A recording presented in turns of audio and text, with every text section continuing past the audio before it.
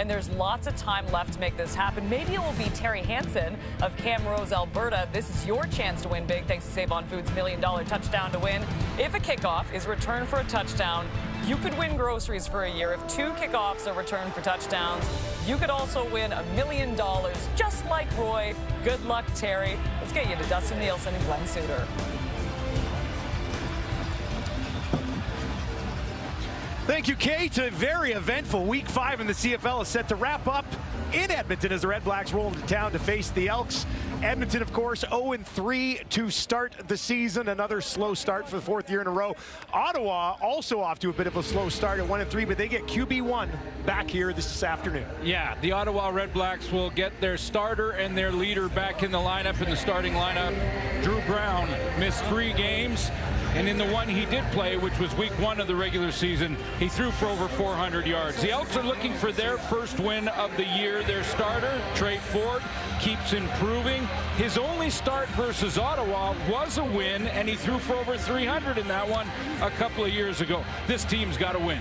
Mark Killam, as you mentioned, looking for his first win as a head coach in the league. Losses to BC, Montreal, and Winnipeg so far. On the other side, in his 4th season with Ottawa, Bob Dice 3-2 versus Edmonton in his coaching career. It will be the Elks who will get the ball to kick it off. What do we have? We've given away $1 million with Save On Foods, a walk-off winner, a Stampede Bowl. What do the Redblacks and the Elks have for us here this afternoon? That's taken at the 20 on the initial return of the ball game. Decent push all the way back out beyond the 40, and that is where we will get our first look at Trey Ford. Yeah, Paul LaPolice on the panel said before the game that he's got to find a way, whether it be using his legs, his great athletic ability to make people miss, or throwing the football. But I don't think I can remember, in recent history anyway, a team that more desperately needs to win. Now, don't get me wrong. There's some urgency for Ottawa as well. They've only got 1 win in the season. They're looking for number 2. But look at the Edmonton Elks over the last few years at this time of year. They have to be desperate.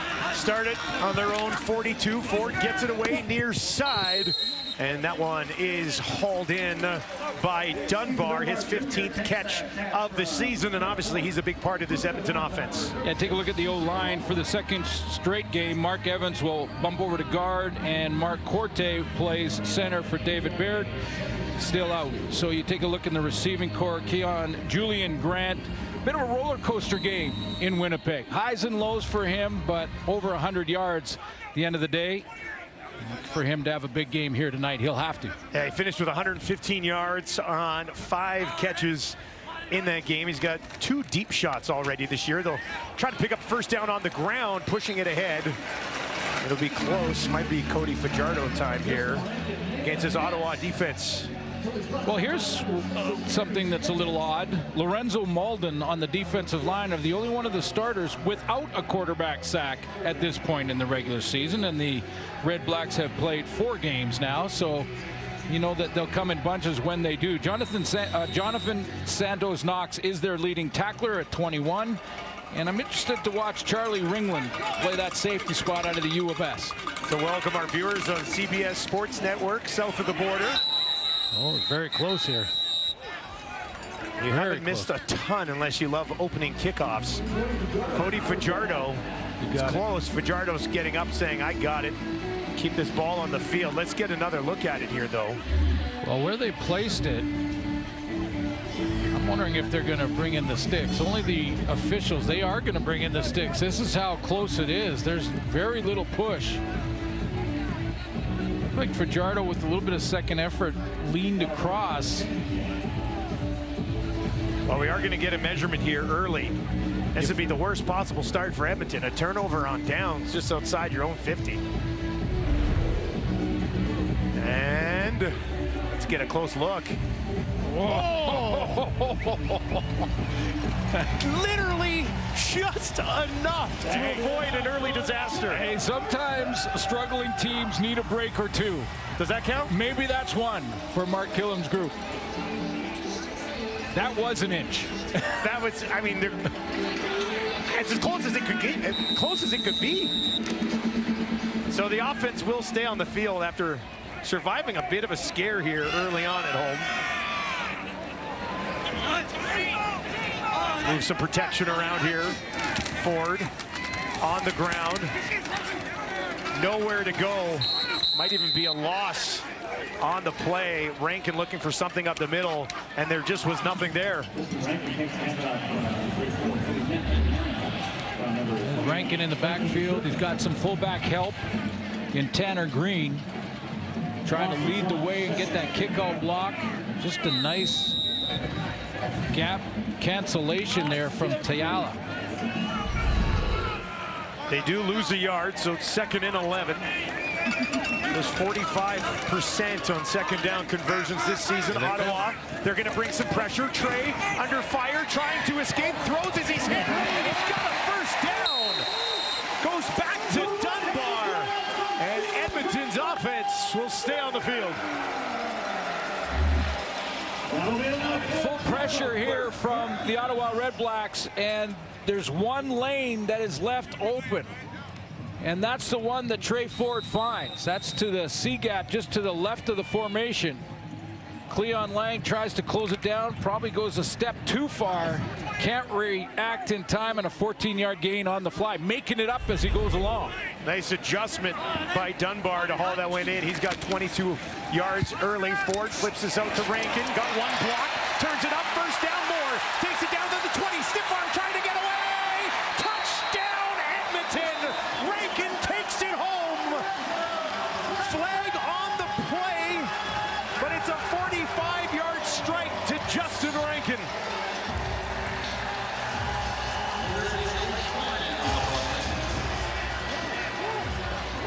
I think it's against Ottawa.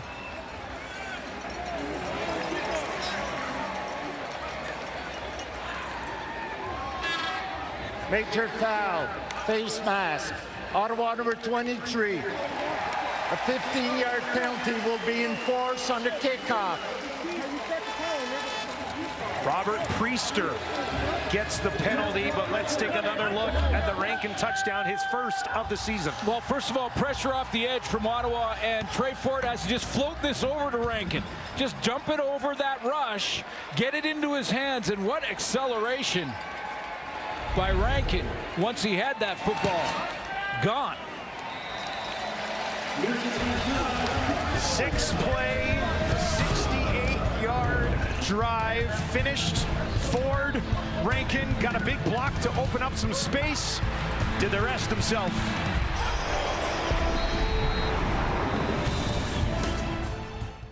This country is more than lines on a map or pins on a page. It's people who made this place what it is today. People who strive together, grow together, laugh together, through the best times and the toughest times. Because we were built for this. We are Co-op, and we are proudly Canadian. Why wait until December for amazing deals? Boxing Week is back at Leon's. Save up to 50% on select furniture and clearance mattresses. Plus, save up to $1,000 on select appliance packages. Leon's, now that's comfortable. Don't let lunch be a letdown. Go get that fresh deal. Like Subway 6-inch Italian BMT or sweet onion chicken teriyaki on fresh baked bread for just $5.99. Subway makes it fresh like that.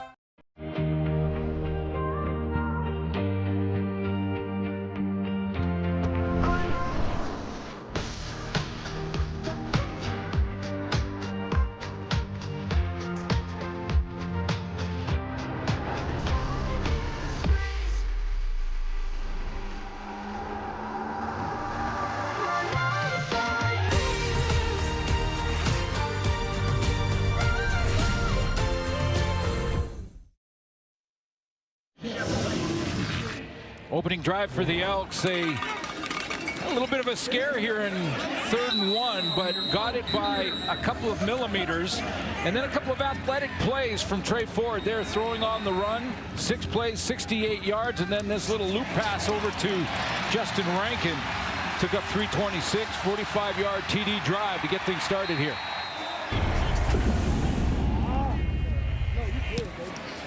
10th catch of the year for Rankin. Goes the distance. Wow. Good kick. And now after the penalty, that was tagged on with the face mask. Right. A little bit easier to smack that one all the way down the field. They'll take the point and go up 8-0.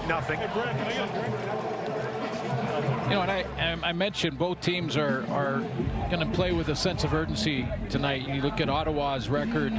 They have the one win, but that was against Calgary in the rainstorm.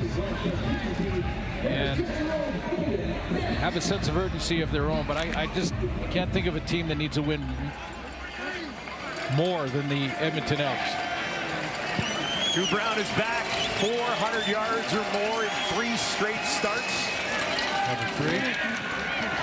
Gets it to Hardy. Hardy eventually tackled on the play. Straight cover 3 out of the gate for J.C. Sherrod's group on defense that have underachieved all season, and Drew Brown just getting things started with a little swing pass to Justin Hardy. It was Robbie Smith who eventually got out to make the tackle on Hardy. Catching passes at a 79% clip so far this season is Hardy. 43 yards on 4 catches last week for number 2 in red and white. Now on the ground, pushing ahead, and that'll be a first down. Ottawa out of Baboye, picking it up on the ground with a 4-yard carry. O-line for Ottawa, Dante Lee is out. Parker Moore is in at right tackle. True rookie out of East Carolina, 24-year-old. Go up against some good defensive ends in Robbie Smith and Brandon Barlow, and there he is, making his return to Edmonton. Which... a little bit more on Gino later on in the quarter. A little bit more as the game goes on. Brown deep in the pocket, down the field, finds a man just outside the 40. First catch of the day for Pimpleton. Just getting that waggle towards the line of scrimmage, full speed, get out, and then just going to sit it down. And when I mentioned cover 3 out the top, that's the start here. J.C. Sherrod, the defensive coordinator, playing zones and dropping 3 deep. So cover 3 is 3 deep zone. That was another zone look, and that's why Hardy could find that soft spot. 3 options out to the right for Brown, and now they'll bring an option underneath. They'll hand it off. Back to the line of scrimmage, no further for Baboye. Now the Edmonton defenders, starting with Jake Sorensen, who got his first sack last week against Winnipeg, will tell you they've underachieved. And for this team to get their first win, they have to play better. Niles Morgan, that means the leaders have to step up and lead. That means Niles Morgan's got to have his best game. And so does Royce Metier at that safety position. Bring the DBs together, get them going, get that first pick of the year. They don't have one yet. 2nd and 12 after a 2-yard loss. Ottawa works from the Edmonton 44. There's a flag that flies as Brown gets it away. It's caught by Keelan White, but this is against Ottawa, I believe. A Redblacks receiver. Looked like there might have been 2 of them. Bit early. Yeah. They got into their downhill waggle, and it looked like they were in the neutral zone. Offside. Ottawa number 83. 5-yard penalty. It remains 2nd down. That's Pimpleton. Probably doesn't even need a head start, to be honest with you. That guy can absolutely fly. He gets caught there, and that'll back Ottawa up. What was looking like a pretty good drive. Drew Brown is going to have to pick up 17 here. Get but back in field goal range, at least. And good news for Ottawa fans is that he looks good throwing the ball. Had that hip injury, missed 3 games. Looks good in this first drive. Looking to throw here. Pocket collapses, but he gets away. Now he dumps it off. Baboye stopped at the 35. But that moves them back within field goal range here today. I think that's the concern. You look at your starting quarterback, a guy who, as I mentioned in that first game versus Saskatchewan, threw for over 400 yards. And how does he look? How does he look with the hip injury? It's on his left side. Rehabbed it. They started with Matthew Schultz in that first game and then went to Dustin Crum for 2 straight games, all losses. So very happy to have him back, and he looks pretty good throwing the football in that first drive. Lewis Ward just under 73% on the season. This one from just outside 40. It is up off, and he sneaks it through inside that right upright. Crum did win the game in Calgary. Not all losses. He got one. Trey Ford looking to do the same. Edmonton in search of their first victory of the season.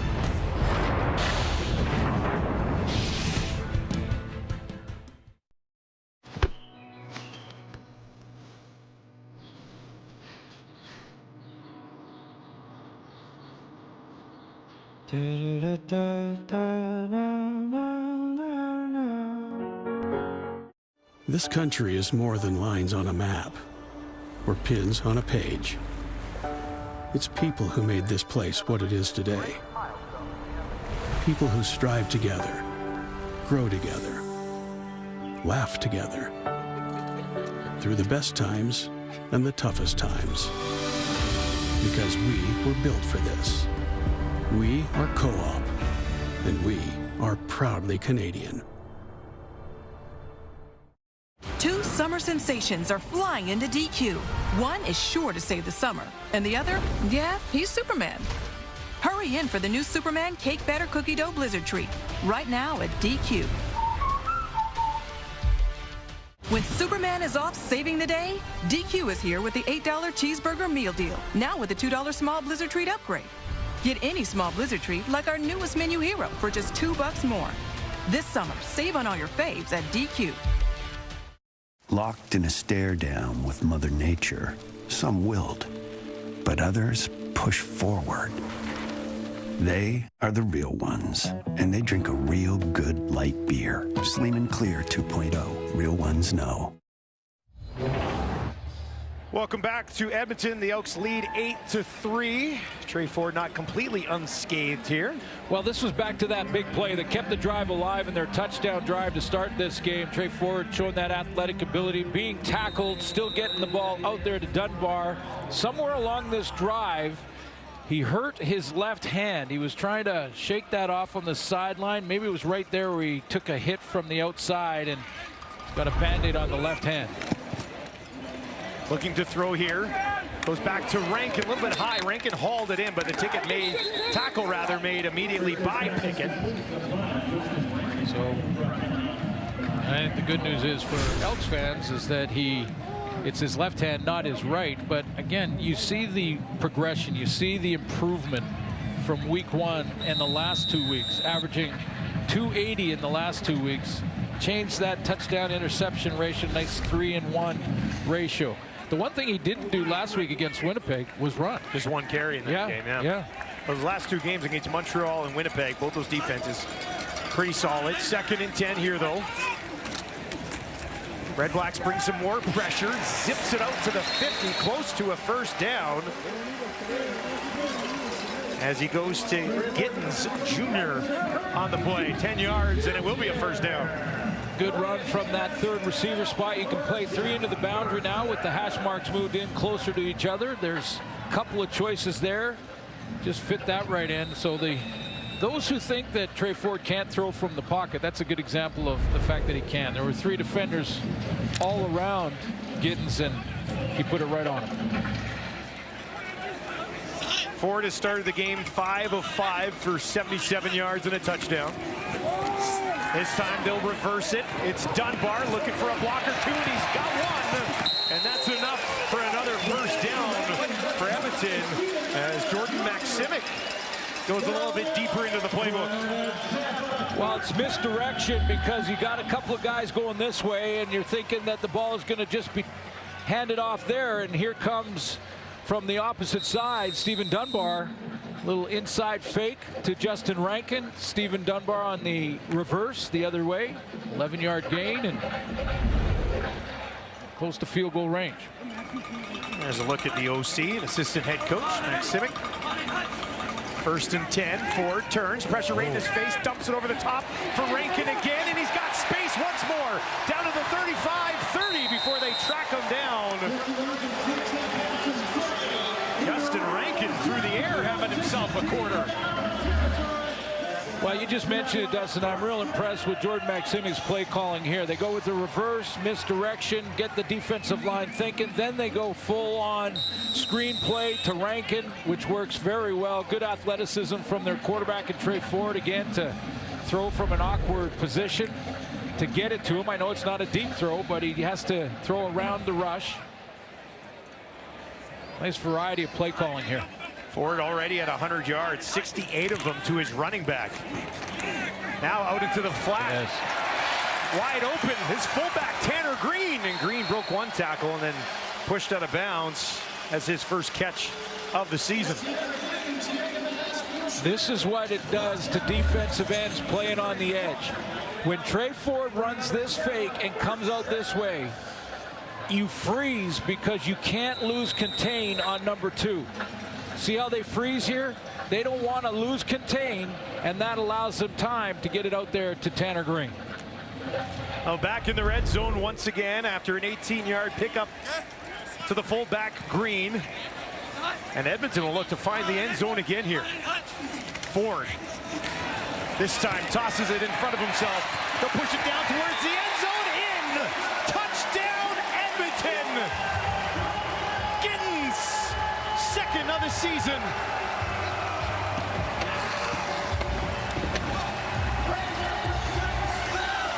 So the last reverse they did, going in one direction, Julian Grant's going looking like it's the same type of reverse, but this time Ford goes underneath.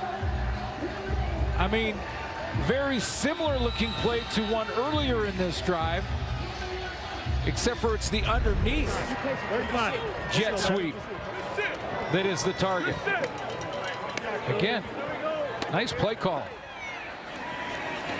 Blanchard smokes another one through, and a stunning start here in Edmonton as the Elks with a 15-3 lead. Trey Ford, 2 touchdown passes and a perfect 8 for 8 to get started. Touchdown to Win is on at Save On Foods, and you can score big by earning bonus entries on products like Crave frozen entrees. Win big and save big with our weekly flyer. Help with the drinking problem is not just sitting and talking. At Sunshine Coast Health Center, we combine the latest in mental health science with programming designed to take advantage of the best of coastal British Columbia. Call us today for your free consultation.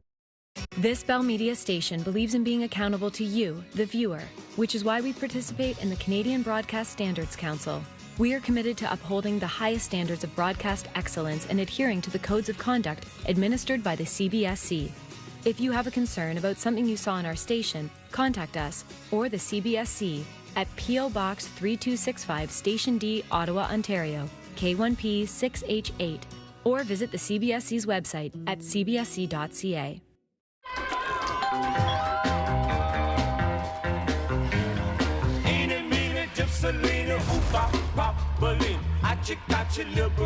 I love you. Hey boy, what you eat? Hamburger, give me some greedy. I bet you can't. Eeny, meeny, gypsalini, ooh, pop, pop-a-lini. Liberace, I love you. Eeny, meeny, gypsalini, ooh, pop, pop-a-lini. I love you. So all the misdirection here, the Dunbar reverse went this way. This time, they're going this way with Julian Grant, making it look like it's the same, and then coming underneath with Giddens, and just getting that defensive line and basically front 7 just mesmerized. Who's getting the ball here? Sprinkle in a little bit of a screen to Justin Rankin, which was another nice play, well executed. One of the best drives of the year, I think, offensively for Jordan Maksimic. I think what kids say, or trendy people would say, Maksimic's in his bag right now. Okay. I think. I don't know. I might be wrong. On the return, Devin takes it back out beyond the 35, and Ottawa's offense isn't going to be going anywhere, so we could be in for some fireworks here this afternoon in Edmonton. Well, you think of the weapons that Drew Brown has at his disposal. Justin Hardy, Gino Lewis. We'll get to him, and doesn't have Addison. Yeah, that's the one guy missing from the, as Coach Dice calls him, from the Avengers. Oh, I like it. Yeah. Addison, 220 yards, 21 catches and a touchdown this year, not available today. On On the ground to start it, out of Aboye. Right now it's Trump. Short pickup on first down.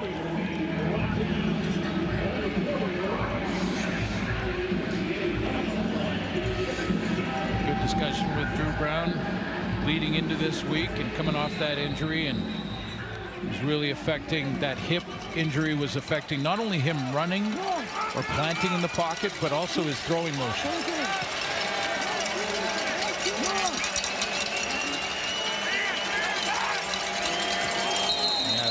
Yeah, receivers once again jumping the gun here. A couple of them, I think. That'll back him up again. Again, I don't want to create alibis for just sloppy play, which that was. But that's 3 straight games and 3 straight weeks with different quarterbacks calling the signals. And it does make a difference when even when the starter has been out for a while and then comes back. You got to get used to his cadence and his pace and actually illegal his procedure. voice. Ottawa number 61, 5-yard penalty. It remains second down. That's actually called on the left guard, Desjardins. Ottawa, 10 penalties per game. That's the highest total in the league. I want to dial that in a little bit. After that one, they now sit 2nd and 13. Brown, screen to Pimpleton. Pimpleton, nowhere to go. Had a couple of blockers, but Edmonton's defense quickly to the ball. And that'll force a punt from Ottawa. Yeah, if you get second and more than 10, you're going to play zone defensively. Every coach will do that. Every coordinator will do that. Play zone, make him throw it underneath. Don't give him anything deep or anything in that intermediate area. Rally to make the tackle.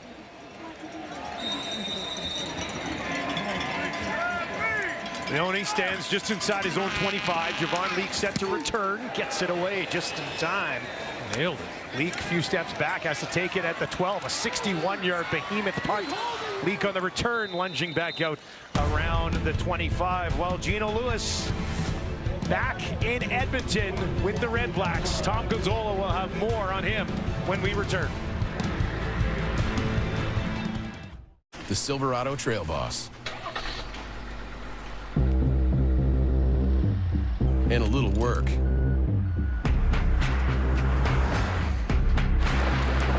And a little play. And a truck that says no to nothing. And Chevrolet. The Chevrolet Employee Pricing Event is back on Silverado Crew Cab models. Get up to $11,300 cash purchase credit on a Silverado ZR2 now. And Chevrolet. Together, let's drive.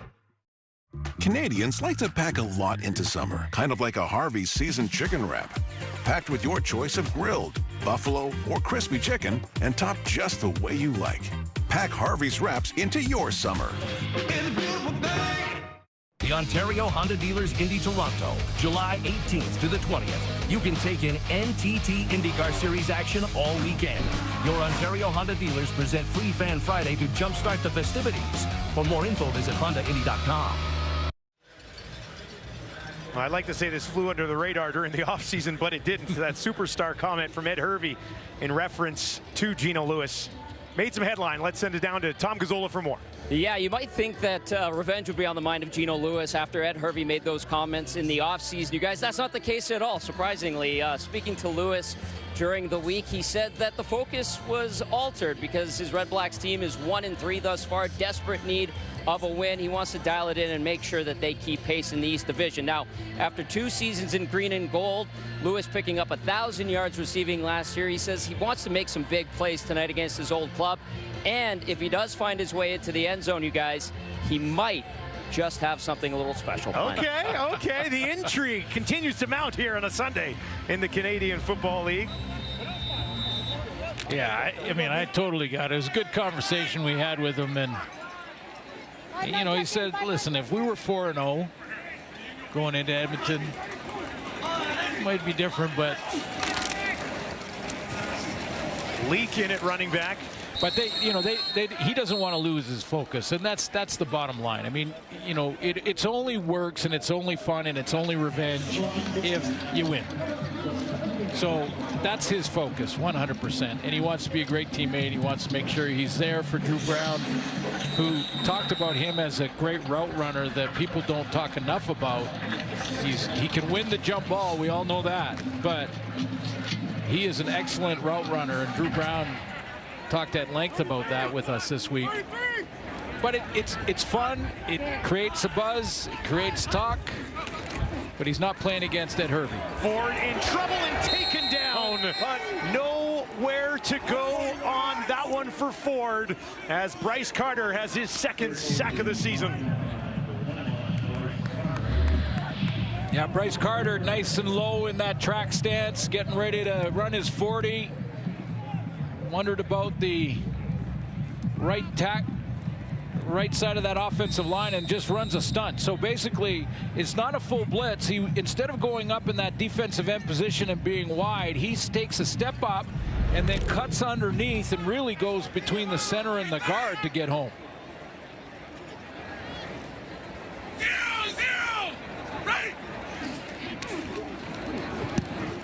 Cody Grace gets it away. He's going to bounce midfield and out of bounds.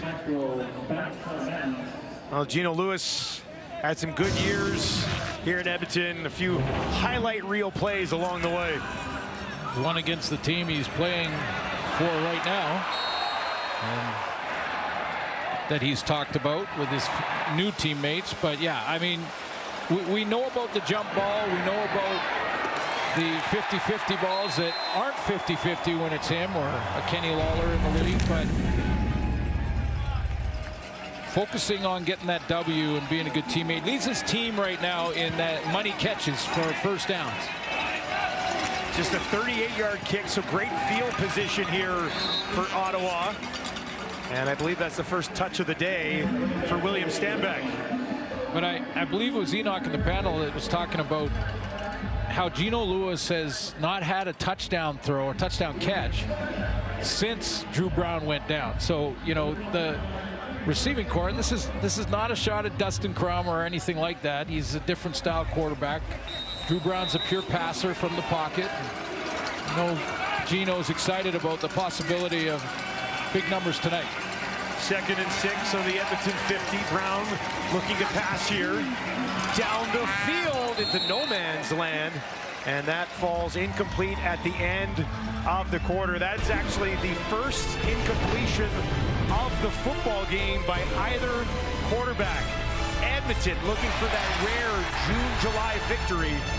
They lead 15-3 at home against Ottawa.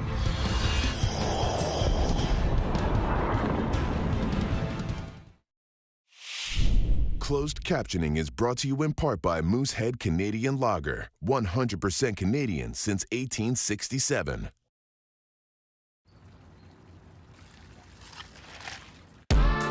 Oh, about to blow the spot. Keep it live with the 1-2. That's how we do. What it is. If you're frustrated with bloating or gas, your body's giving you signs. It's time to try Align. Align Probiotic was designed by gastroenterologists to help relieve symptoms of irritable bowel syndrome. When you feel the signs, it's time to try Align.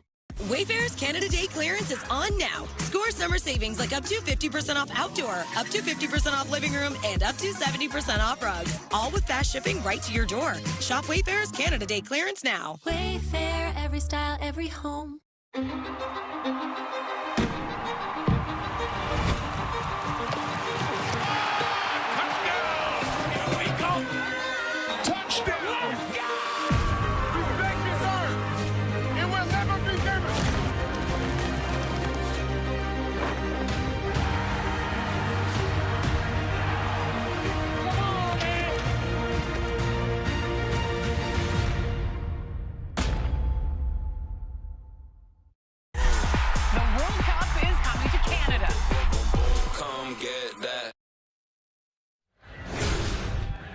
Welcome back to Commonwealth. Edmonton leads 15-3, and 15 points offensively is very good, but the defense is where you want to go on here.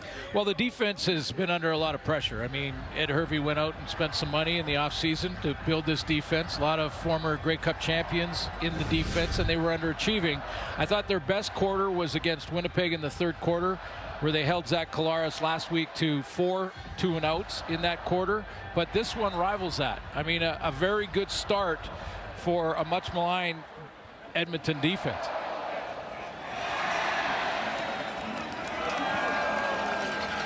Consecutive 2-and-outs for the Redblacks. Having said that, Drew Brown is going to get back into that groove at some point. This drops in just outside the 10. And a little bit of room on the near side for Javon Leak. Leak doesn't need a block, gets by a man, now tries to cut it back up the field, runs out of space just outside the 40. Nice tackle at the end of the play. A 35-yard return, though, for Javon Leak. Instant field position for Trey Ford. Yeah, I think Bennett Williams is the guy who finally makes the tackle, but the great speed by Javon Leak to get the corner. You got to get the edge, and there's one contained man that's trying to get as deep as he can to the ball, and if you get around that one, you got something. And here comes the tackle. That was a big one, or he's still running. That was Bennett Williams. Came flying in there. Return all the way out to the Edmonton 47. Ford 8 of 8 for 126 and 2 touchdowns. Throwing again, or he wanted to. Now he's going to take off on the run. There's a flag as he escapes, and he's got a first down on the far sideline. That'll be holding. Let's see if this one's coming back. It is. Holding. Edmonton number 61. 10-yard penalty. We're going to replay first down. That's Mark Evans, the 25-year-old in his rookie season.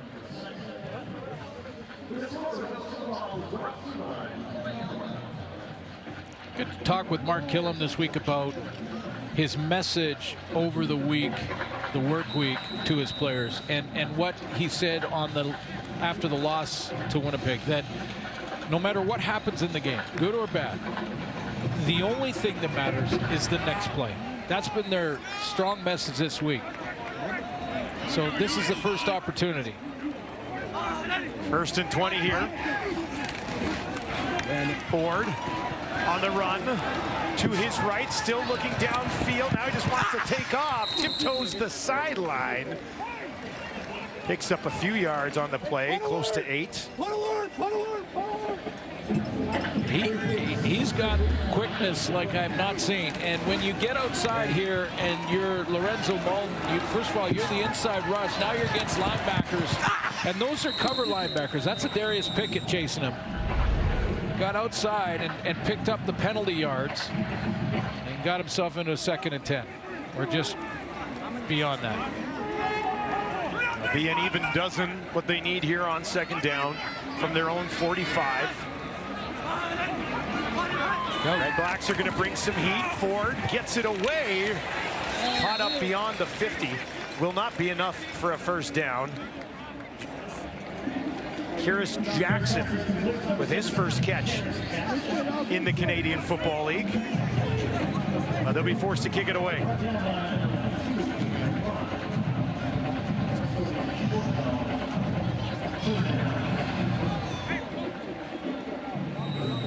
Pimpleton and Dedman back there.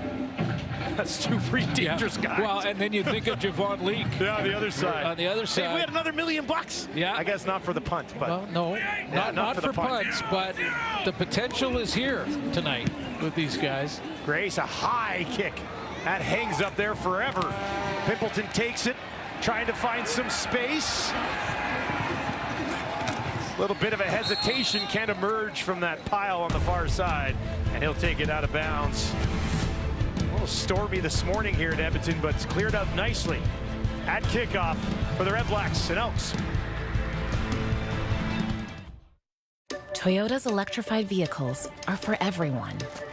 Every chauffeur, snack connoisseur, every scenery soaker, practical joker, every road tripper, toe dipper, Every 9-to-5er, every long driver.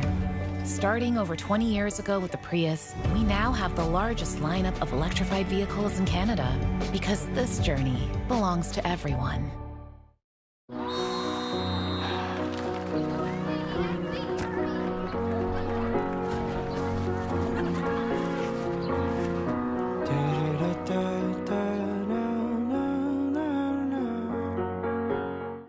Canada. Since 1995, Montana's has been home to all-you-can-eat ribs. Rib Fest is back all day, every day. Why not pair it with a $4.99 Coors Light and dine in for a chance at $1 million? Only at Montana's, Canada's home for barbecue. If stuff like this just isn't working for you, then it might be time to consider discussing additional weight loss treatment plans from Phoenix.ca. I'm so hot. It's so hot. No matter what kind of teeth you gotta brush, Oral-B Electric cleans better with one simple touch. Oral-B's dentist-inspired round brush head hugs them, cleans them, and gets in between them for 100% cleaner teeth. Your perfect clean routine starts with Oral-B. Scan the QR promo code on the screen to get 35% off Crave monthly plans for your first 3 months and stream the biggest blockbuster movies and hit series that you can't stop watching. Crave, proudly Canadian.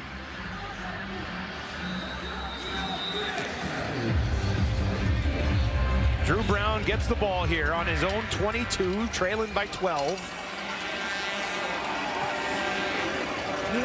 On the ground to start it, right up the middle. Stanback's got a first down for Ottawa, 12 on the ground. Nice blocking up front. There's a natural hole there before the snap of the ball, but you know that there'll be a defender that is got the responsibility of freezing that, so you see the patience of Stanback to wait for that slide protection, basically, or slide blocking to unfold before he makes his break. Now from the 34, Brown, and that one is dropped by Gino Lewis. Very rare to see Gino that wide open and not haul it in. Yeah, and in this one, he's shaking his head on his way back to the huddle because he was trying to spin out of this before he caught the ball, before he secured it. See how he's already trying to make the turn? He knew the defender was coming from the inside out, so he started to make the turn before securing the football. 1,000 yards last year with Edmonton, 10 touchdowns as well. 2nd and 10 for Brown. 3 out to his right. Dumps it off to Stanback over the middle. Tackle made immediately. Nowhere to go for Stanback on that one. Jalen Garnes, one of the new guys on the block here in Edmonton, makes the play. Is this Edmonton defense going to have their best game of the season? Is this the coming out party? Is this the coming out party for a defense that many thought were going to be the top defense in the league, and that just hasn't transpired so far? Leak slides back and to his left, takes it at the 16. A little bit of space up that far sideline, and he's still going. Here goes Devon Leak. How about this? Midfield, one man to beat on the near side. He'll take it down to the 40. The race is on. He gets to the 20, all the way to the 5. Look out, is he there? Oh boy, that's close. Touchdown, Edmonton.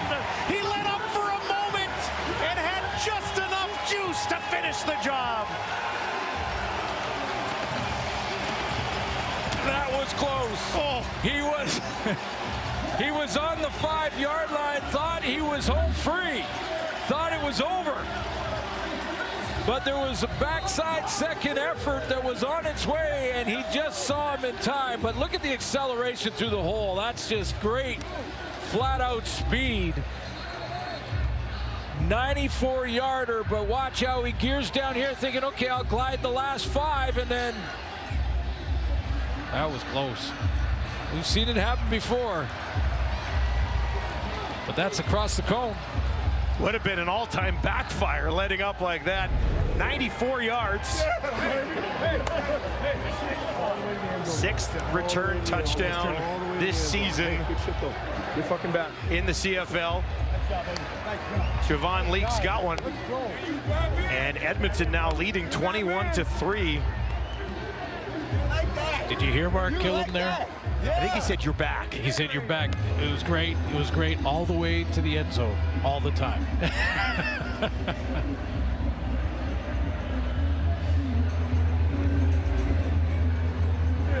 Just a little reminder, as outstanding of a play that was, it's a little reminder that they just don't let up until you're across the line. I think we need to give some credit. I believe it was Dubois.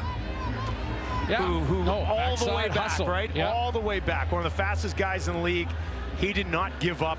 He got there to make it interesting at the end of the play. And they were looking at him. He's up now and he's off fine. Dubois. So that was the bit of a delay there. Blanchard out. And that one's right down the gut. And Edmonton, offense, defense, special teams, all clicking here on a Sunday at Commonwealth Stadium.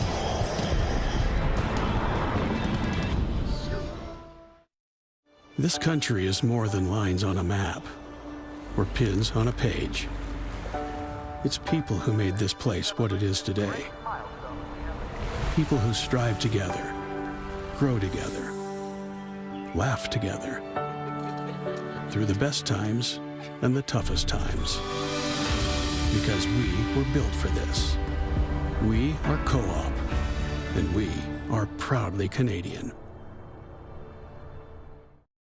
Canadians like to pack a lot into summer, kind of like a Harvey's seasoned chicken wrap. Packed with your choice of grilled, buffalo, or crispy chicken, and topped just the way you like. Pack Harvey's wraps into your summer. Buying a car is kind of a big deal, but you use the Car Gurus app. That's a price drop alert, so the deals come to you. Oops. Big deals right when you need them.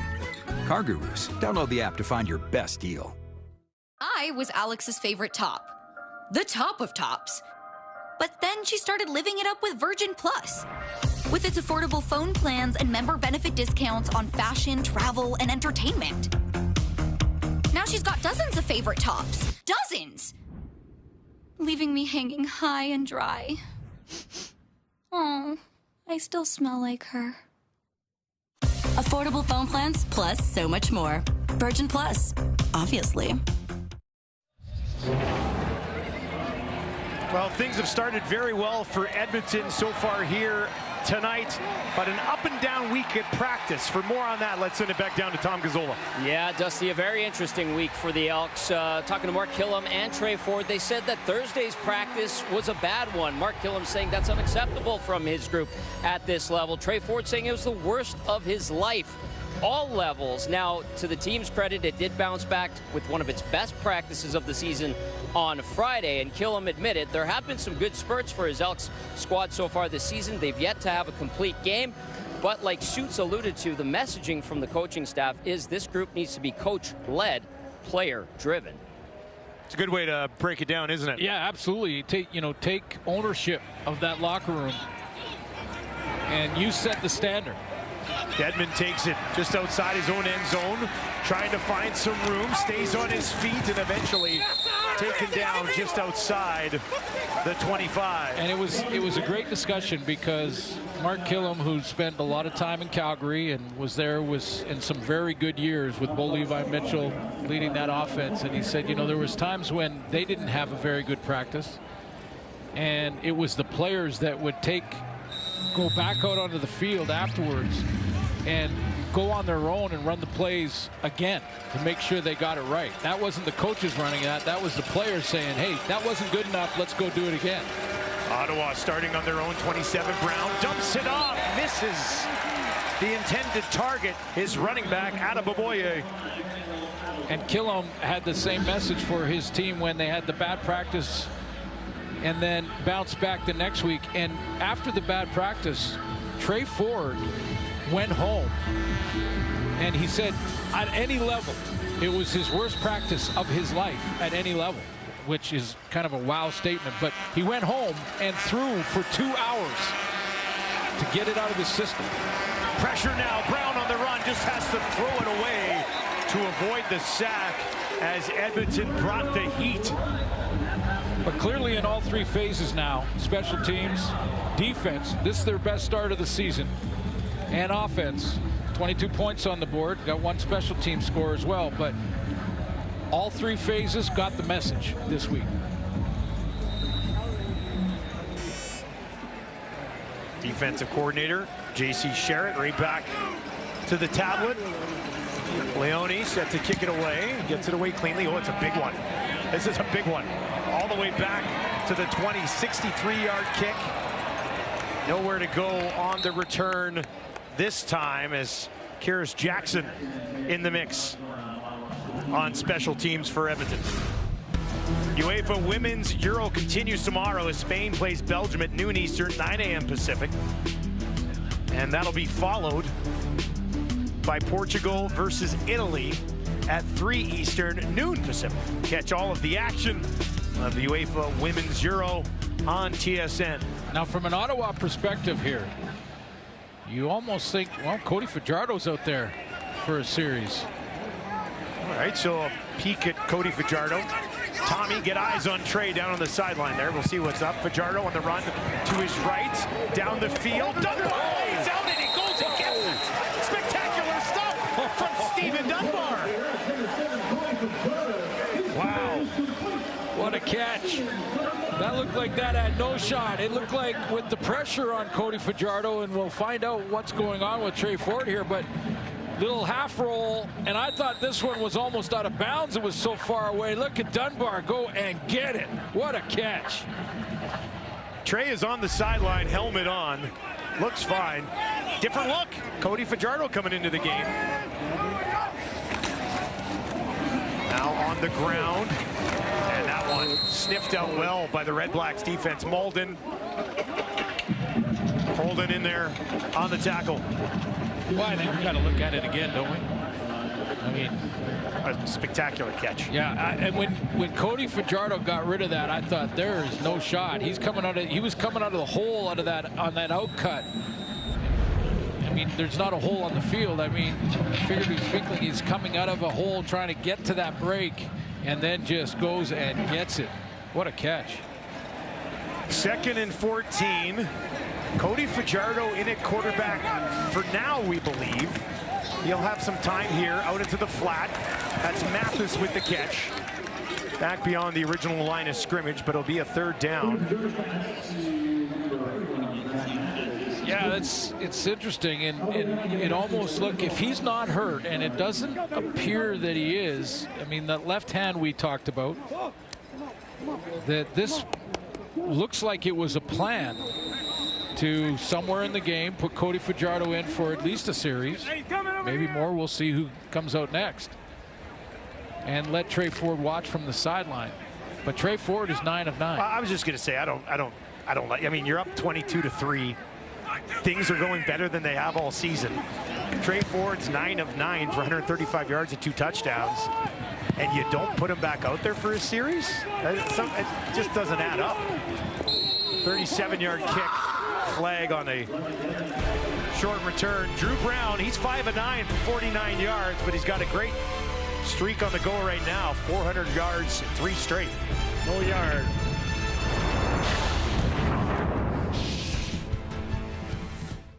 Touchdown to Win is on now. Load your My Offers for big saves and earn bonus entries on products like Dr. Edgar's Suprema Pizza.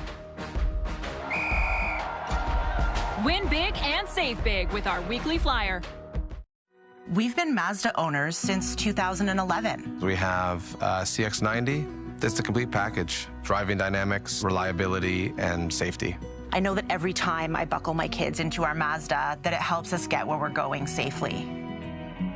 The moment I got behind the wheel of a Mazda, I knew that I would be a Mazda owner for a very long time. It's a great vehicle, great brand, great people. Find out why. Nothing moves you like Mazda. For over 100 years, Leon's has been making Canadians comfortable. From milestone moments to the days you didn't want to get off the couch, we've been right there with you every day, making every part of your house feel like home. And while styles may come and go, and tastes will continue to change. One thing that's always stayed the same is our commitment to our customers, our community, and our country. Italy. KFC's $5 sandwich of the day is back, only in Canada. Have a great trip. What? Sit down. Not everyone's happy, but you will be. Well, you don't like seeing this. On that return on the far sideline, Devontae Dedmon went down and has not got back up. They're bringing out the cart for him here. Here's a look at it. Ooh. Yeah, the knee got caught underneath in that tackle. And DK Bonhomme on the tackle. And the cart is out on the sideline. See both training staffs over there right now.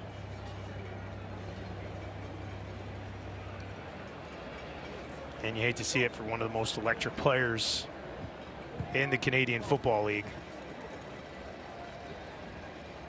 Yeah, it just looked like that foot got stuck and planted into the ground, and then he got twisted and it folded underneath him. But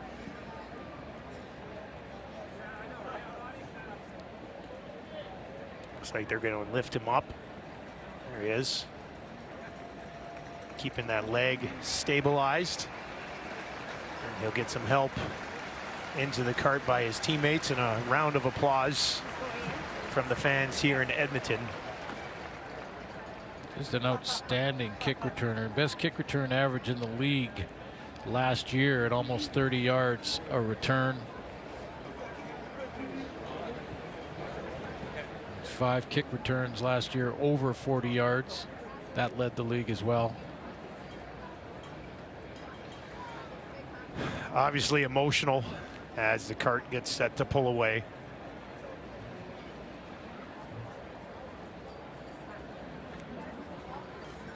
Tough day for Ottawa. Gets even worse losing a weapon like him.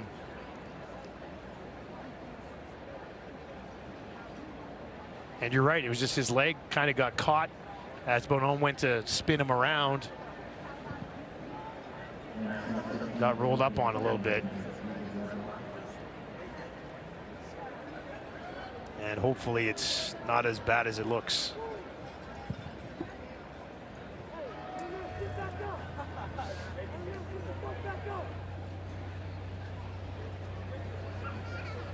His head coach come over there.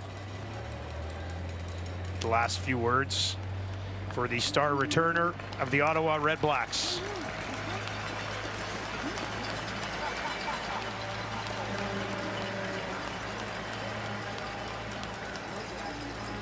Use both him and Pimpleton in the return game.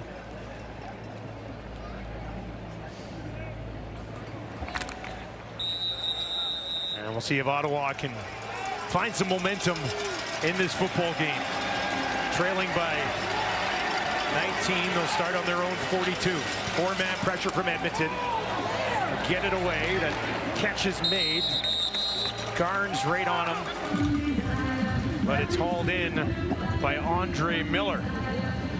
He had 15 catches last year, a couple of touchdowns as well. He draws into the lineup with Braylon Addison not being able to go. Addison was leading the team up to this point, but he's not available. So Andre Miller takes his spot. They really liked him in training camp. Got 7. They'll need 3 more here. 3 options out to the wide side right for Brown. Extra protection in on that line. That's where they're going to go on the ground in a huge hole. Stand back again, takes it down inside the Edmonton 50. Drew Desjardins gets the big block, number 61 on the left side of the offensive line. He's got to get to the second level in the linebacking core. Little chip to his inside right, and he opens the hole.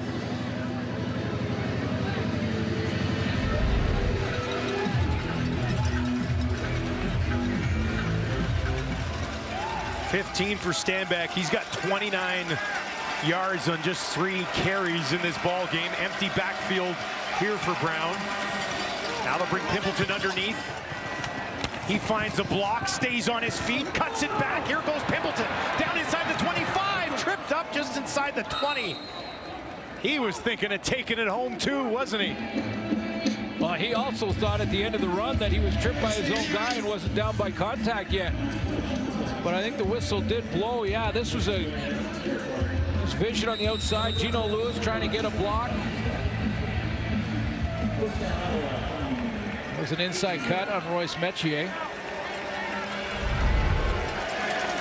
Ottawa inside the red zone from the Edmonton 18. Brown, Pimpleton, and he's hammered. Held on to the ball, but he took a pop from Bynum. How about that? And a throw from Drew Brown that protected Pimpleton. Actually did. I mean, I know it was a little bit high, had to go up, but it allowed him to catch it with his back to Bynum. He had to turn around. He's catching that one right in the chin. 4 yards the hard way for Pimpleton there. 2nd and 6 from the Edmonton 14. Brown, does he look end zone?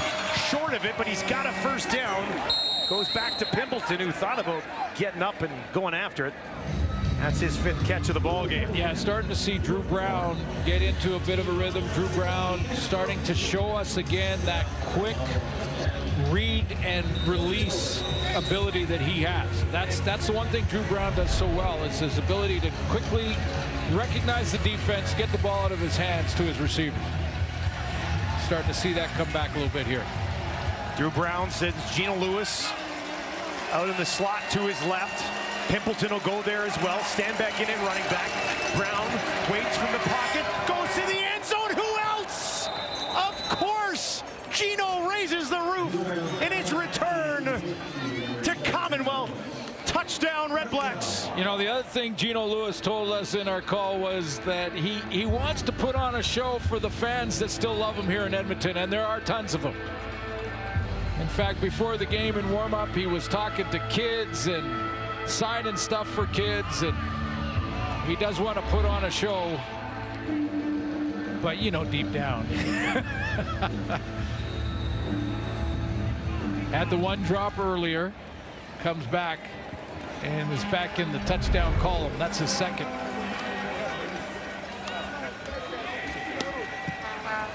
Lewis Ward knocks one through, and once again, it's a 12-point ball game here in Edmonton. Redblacks offense puts together a drive here late in the first half. Gino Lewis back in that Edmonton end zone.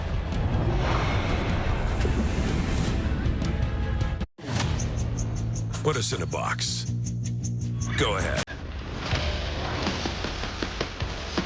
That just gives us something to break out of.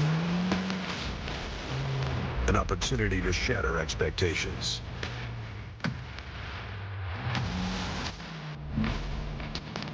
In the next generation GMC Terrain AT4, What we choose to challenge, we challenge completely. We are professional grade. On July 18th, guess who's invited to the biggest party of the summer? You ready for this? Deal with my awesomeness. Smurfs take no prisoners. What the Smurf? Looks like you yahoos could use a lift. Everyone took care of business. Hey, list making Smurf. How many do we have left? 2. Thank you. Sound effects, Smurf. Smurfs. July 18th. Oh, about to blow the spot. Keep it live with the 1-2. That's how we do.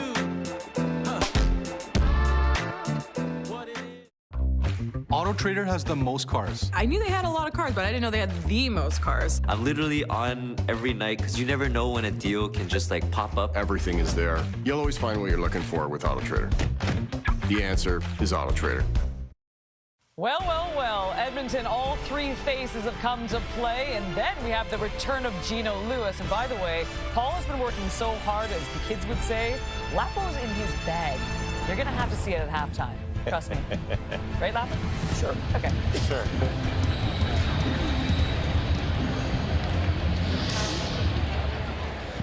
Halftime coming up. Don't want to miss it.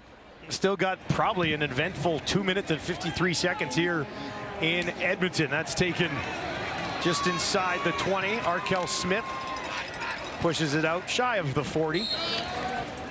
Couple things have to happen well for Ottawa to make this play. First of all, William Stanback's got to recognize where the open defender is coming and block him. He does that a nice job right there in the A gap. Without that block, Drew Brown doesn't have the time to stand in there and throw it. Now, Drew Brown told us about Gino Lewis as a route runner.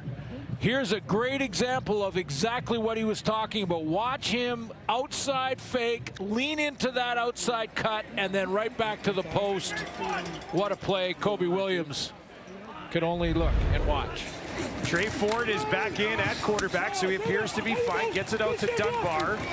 And Dunbar breaking a couple of tackles, pushing it ahead. Trey Ford is 10 for 10 to start this game.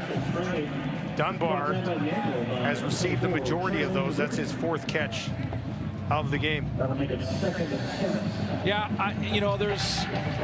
I've seen it before. I've seen it many times before, where just as a change of pace, there'll be a package for a veteran quarterback that happens to be number 2. Not a fan necessarily. And that's not a slight on Cody Fajardo by any stretch. Just have a quarterback who's 9-9. Ford, a ton of time, gets it away, hit as he throws, and there's his first incompletion of the ball game. A little too high for the intended target. Looking for Gittens, I believe.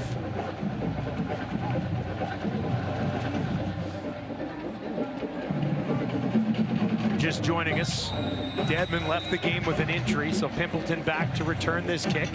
And with just over 2 minutes left, huge opportunity for Drew Brown here. Put together another drive, points on the board, tighten this thing up a bit. And you got a 1-possession game if you can. Lots of time. Towering kick from Grace. 57-yard kick, taken just inside the 15. Pimpleton, look at this burst, right up the middle. Khalil Pimpleton, one man to beat, and now is he going to go? They'll try to track him down from behind. He's at the 30, now to the 20. Over a man, still going. Are you kidding me? What is happening? Khalil Pimpleton, not a flag inside, and it's a house call the other way. Unreal stuff here at Commonwealth.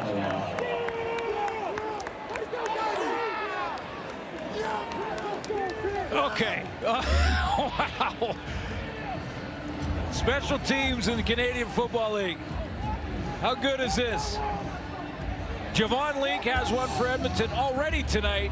Pimpleton now breaks a couple of tackles, keeps his balance, stays outside, outruns the angles, and then puts the brakes on. Little jump, cut back inside. 97-yarder. Wow. 94-yard punt return from Leake, 97 from Pimpleton. If you have the over in the game, you're loving the first half. And it's a 5-point ball game with 1:51 remaining in the quarter. 2 kickoff returns for touchdowns on Friday night. 2 punt returns for touchdowns on Sunday night.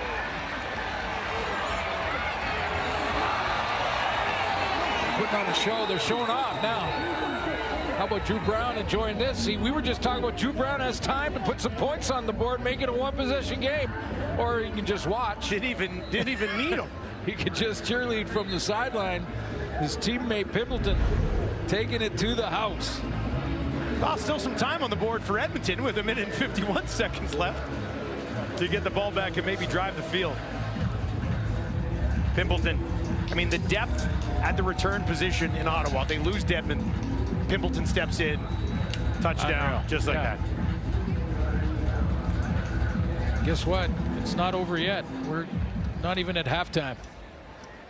Kyrus Jackson and Arkell Smith back on the return this time. That's taken just inside the 20 by Arkell Smith. Smith runs into a wall at the 40-yard line, and that's where Trey Ford will get the ball. Less than 2 minutes to operate, but he's got a lead. Got a lead, but it has disappeared pretty quickly over the last. It started, they're eating it up, Ottawa, over the last couple of series. The offensive series from Drew Brown, a big return from Pimpleton, and it's a one-possession game where Edmonton had complete control of it after the first quarter. So there's got to be a sense of urgency here for Trey Ford. He still has time for some points before the half. His drive will start on his own 39. And on the ground, pushing it ahead. How about that for an effort? Looks like it's going to be a first down, as they could not stop Justin Rankin. The other thing, we'll get Tom to look into this as well, but we haven't seen Javon Leak on the field since his big return for a touchdown. Oftentimes they'll rotate Rankin with Leak on offense, but he hasn't been returning either. Rankin coming into this game 99 yards after contact. That's top 10 numbers in the league. That time he just took the contact with him.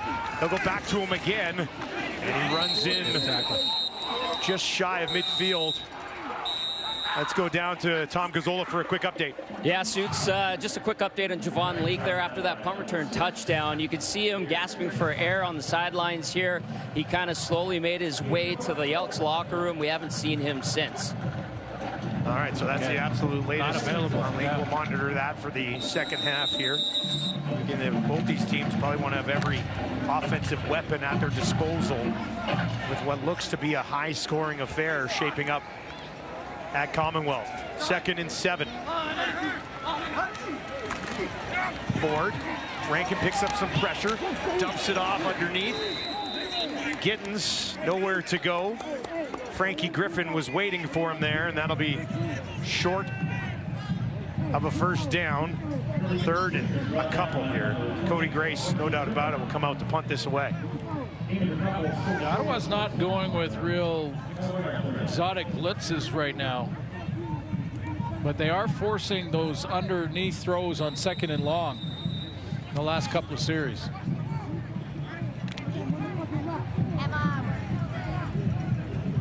Pimpleton stands on his 5, just took one back. He might still be tired. Keelan White, another option back there. Grace kicks it in the direction of Pimpleton. Steps up underneath it, takes it at the 16, spins it out of bounds. There's nowhere to go for Pimpleton that time as Grace buried him along the sideline. What do you focus on at the half here? Well, Kate and the guys. Yeah, just like it happens in a lot of games for different reasons at different times, but you have to change the script in the final couple of minutes of the half, and certainly in the final 3 minutes of the games, because a lot can happen, like what happened last night in Montreal. The BC Lions getting a last-second win. Much needed win for the Lions with Rourke back at the helm at quarterback. On the ground, another huge hole pushing ahead, close to a first down. Adeboboye back in. There's also a flag on the far side of the field. Ottawa's starting to get that run game going a little bit. We saw William Stanback, nice block and a couple of runs in the last touchdown drive for Ottawa. Offensively, Adeboboye getting a chance. They're really rotating them almost equally throughout games over the last few weeks. Adeboboye, 19 carries on the season for 147 yards. That's 7.7 yards per carry.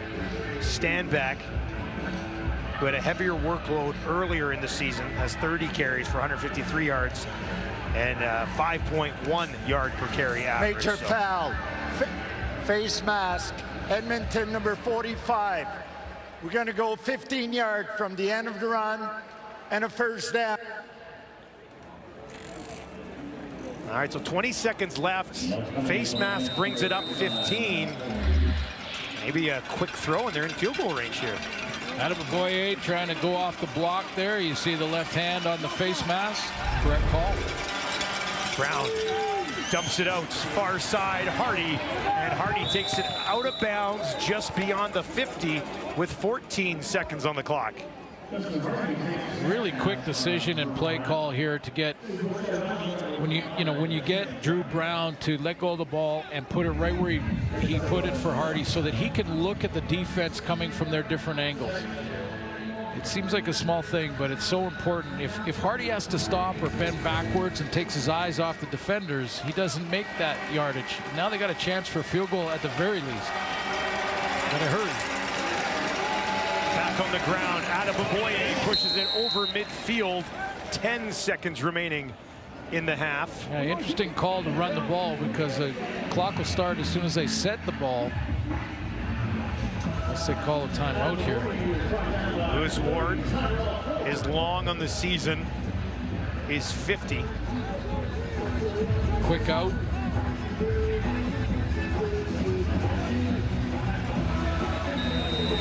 Clock ticks. Brown taking a little bit of time off of it there. Finds Gino. He goes down. That'll be it. There's their time on the clock. I don't think it's in range anyway. You're right at the outside of the range. Be about a 54-yarder. I thought there was a little bit of time left, but let's take a peek. Well, he never really went down. I mean, look at the clock up in the right corner. Right there. 1 second. I don't know if his knee on the ground because the whistle came when they were back in that right at the 50-yard line. So there'll be 1 second on the clock. There will not be a field goal attempt. Would have been basically a 55-yarder. Oh, Drew Brown maybe throw one up here, try to find the end zone. So it is out of range. Brown from the pocket, dumps it off over the middle. Adebaboye down to the 30, tries to bust through, and he's going to be stopped at the 20. But a very eventful first half here in Edmonton with 2 punt return TDs. Edmonton off to a great start. Ottawa hanging around. Justin Rankin got the party started. Seems like forever ago.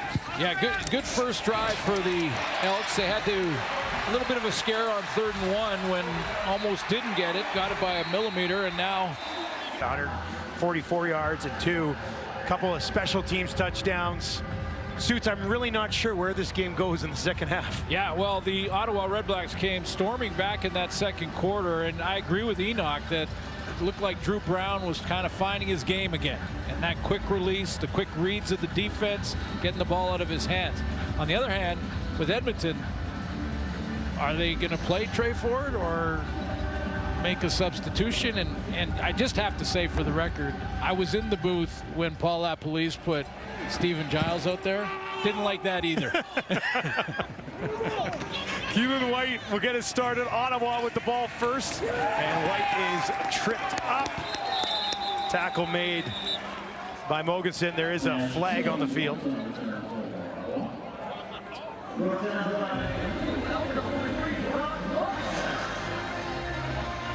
Major foul. Unnecessary roughness. Edmonton, number 99. First down. Silas Hubert, 99 on Edmonton. Killam not happy at all. And he's giving it to the officiating crew, not necessarily a player they would look to hold accountable.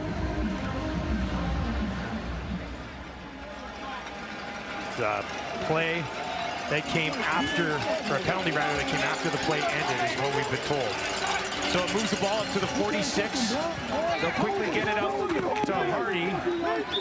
And there's a flag there as Hardy pushes it ahead just outside the 50. Well, that entire Edmonton bench was yelling holding. Number 87. 10-yard penalty. We'll replay first down. Well, that is Gino Lewis called for the hold. A quick push to the flat, and Gino Lewis was trying to block the edge to give his teammate a chance to get out and around the corner. He's buying him.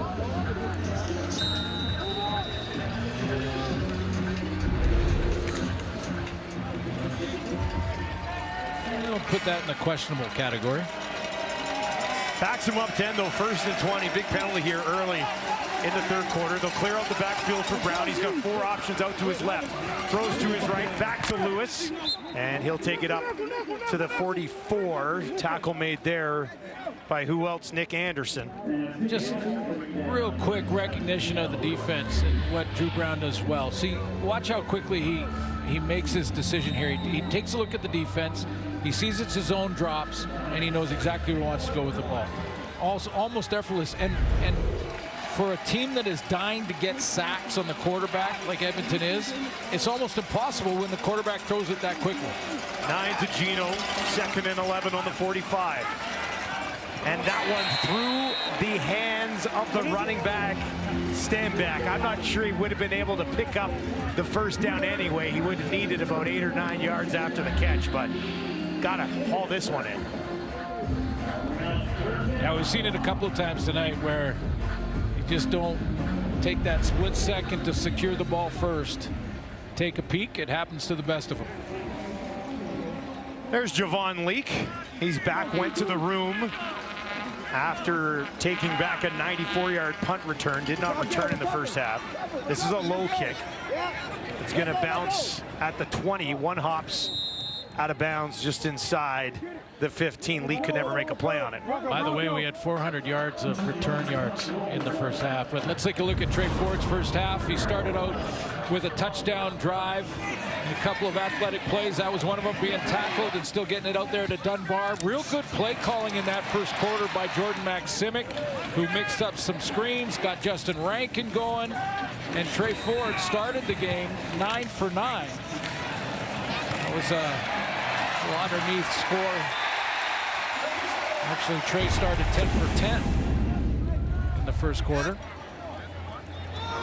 and into that first half.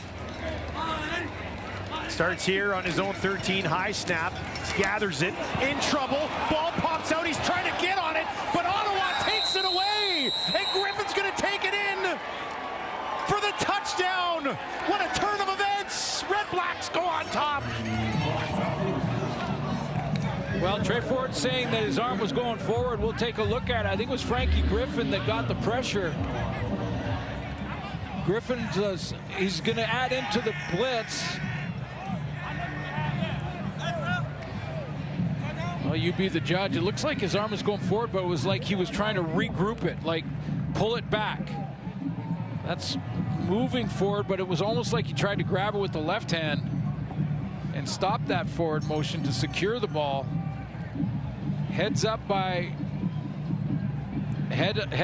Ottawa to continue on with the play, no matter what this ruling will be. It'll be looked at by the replay center. Mark Killam has his challenge flag out. Well, they're automatically, it's a scoring play, so they're automatically going to review it. I'm wondering, could he? Yeah.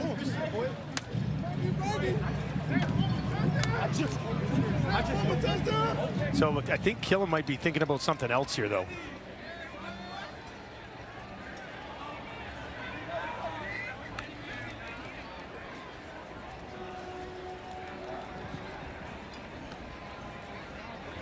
All right, we're going to get a ruling here, pre-Killam decision on a challenge.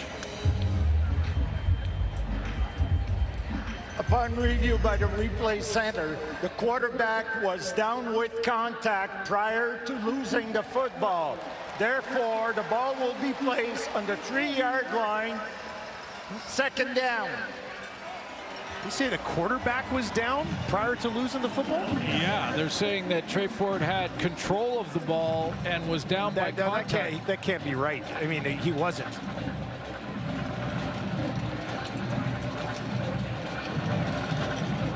Yeah, but no, if you, and now Killam's throwing his challenge flag. well, they want to just get it straight, although There was miscommunication with the replay center. It was a fumble, but the Ottawa player was down with contact. so it's Ottawa's ball Now, on the 3-yard line. Edmonton is challenging the previous play for roughing the passer. Exactly. The play will be reviewed by the replay center. So this is where I wanted to bring up. That's what when I said he was looking at something else. If you watch the play, hands to the head of Trey Ford here. Killam's going to challenge for a roughing the passer call. Watch right here. Right there. Oh, yeah. That is going to be a roughing the passer penalty, I would think.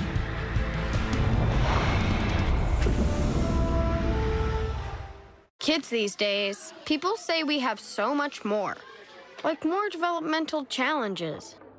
CHEO has a plan to transform care for children with complex medical needs. Join us. Kids these days, we need you more than ever. The Ontario Honda Dealers Indy Toronto, July 18th to the 20th. You can take in NTT IndyCar Series action all weekend. Your Ontario Honda dealers present Free Fan Friday to jumpstart the festivities. For more info, visit HondaIndy.com. Katie, I've got a cat with no pulse here. I need adrenaline and an IV line. Quick as you can, please. Should have gone to Specsavers. Right now, get 2 pairs of glasses for $99. Make your second pair sunglasses. Ever feel like no matter what you've got, someone's got more? And someone's got more than that. More to spend, more places to go. And just when you think there couldn't possibly be any more, you realize there's more to life than more. You're richer than you think. Scotiabank. Hey, Canada! Since 1995, Montana's has been home to all-you-can-eat ribs. Rib Fest is back, all day, every day. Why not pair it with a $4.99 Coors Light and dine in for a chance at $1 million? Only at Montana's, Canada's home for barbecue. All right, welcome back to Commonwealth. Here's one more look at it. They've challenged for roughing the passer. We've got a ruling ready to roll. Let's send it down to the field. Upon review by the replay center, that was roughing the passer on Ottawa number 28. We're going to go up 15 yards from the 13-yard line and a first down for Edmonton. What a swing. Well, it's sorted. We got it sorted out. Let's get it sorted out. It wasn't Trey Ford down by contact and second down for Edmonton. It wasn't a recovered fumble by Frankie Griffin that would have given Ottawa the ball. It was a roughing the passer, which clearly it was. Hands to the face, turned his whole helmet, basically almost took it off. So by definition, that's roughing the passer. Yada, yada, yada. It's Edmonton ball at the 28. They'll hand it off. Straight ahead. Rankin again running hard here tonight. Takes it out beyond the 35. Well, that's a major ruling and a major play that Ottawa would have, at worst, had it on the 3-yard line going in with a chance to take the lead. Now breathing room for Edmonton. Even if this drive stalls and they have to punt the football, the field position difference is massive, and it's a big run here after getting that all sorted out and working in Edmonton's favor. 9 yards on the ground to Rankin. Cody Fajardo in 2nd and 1, pushing it ahead. 2nd and a long one. I'm not sure he got there on this first crack at it. Not getting much on short yardage. It's a couple times now that they're trying, and I don't think he got there. Not sure he really picked up anything.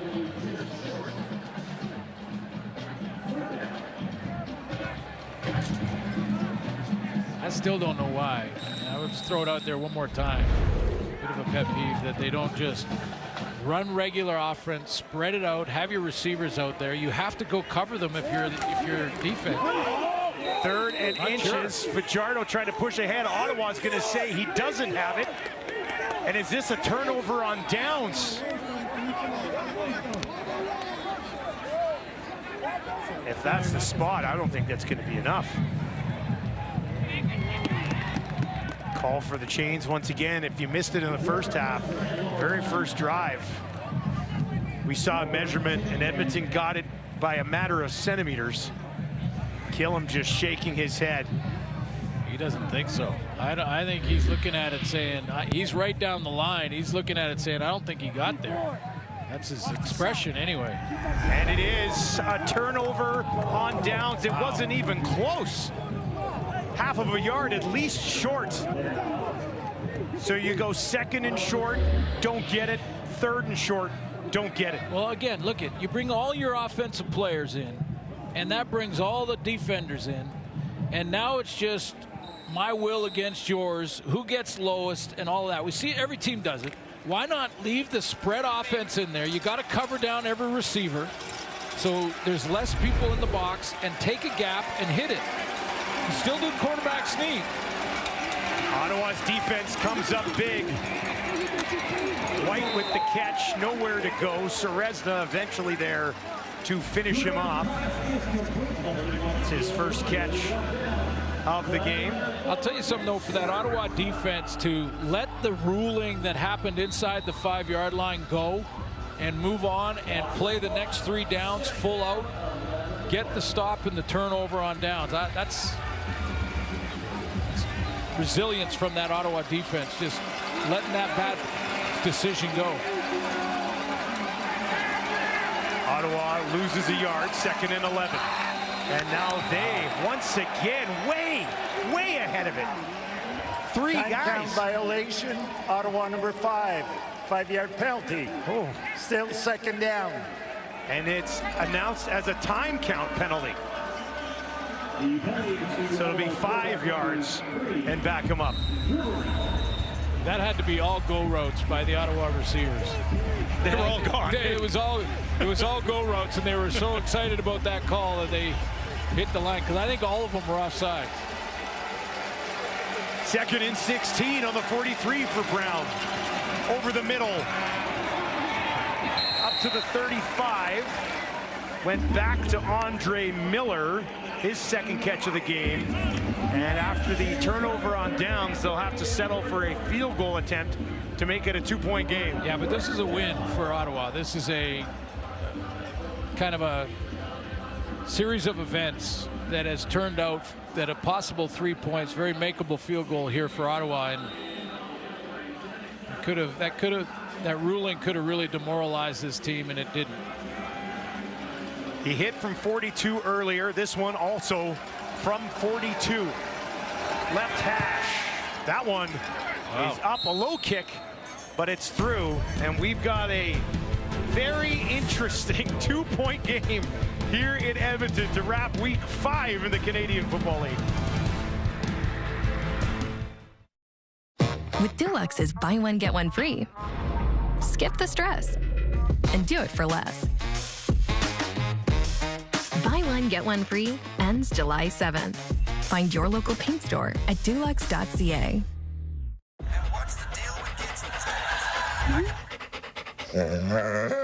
Don't get up, because it looks like you're having a moment. So carry on, because when you sell your car to Clutch, we do all the heavy lifting. Get a firm cash offer in seconds. Just choose a time for us to pick up your car, and you get paid on the spot. Done. Sell your car 100% online. That's Clutch. The wild is calling. Beyond Wild is prey-inspired high-protein nutrition that awakens the wild within. Beyond Wild, answer the call of the wild. You ready for this? Get pumped. Hello, everyone. Get excited. This is big. I think I just smurfed my pants. On July 18th, The universe is mine. You always like this. the summer's biggest adventure You got magic. will blow you away. That's what I'm talking about. What the Smurf? Smurfette. Smurfs. July 18th. Well, for over 20 years, along with the CFL and its member clubs, the Purolator Tackle Hunger Program has delivered over 25 million pounds of food to families in need. Go to PurolatorTackleHunger.ca to donate now. Grey Cup in attendance here today in Edmonton for the Purolator Tackle Hunger game. There are the remaining 4 stops, off to Regina, Winnipeg, and Calgary in August. And then the Hammer on September 1st. It'll be a big game on Labor Day. Edmonton leading by 2. Was once 19. Start on their 40. They'll hand it off to Leak. He's got nowhere to go. Spins ahead for a yard, maybe 2 on the play.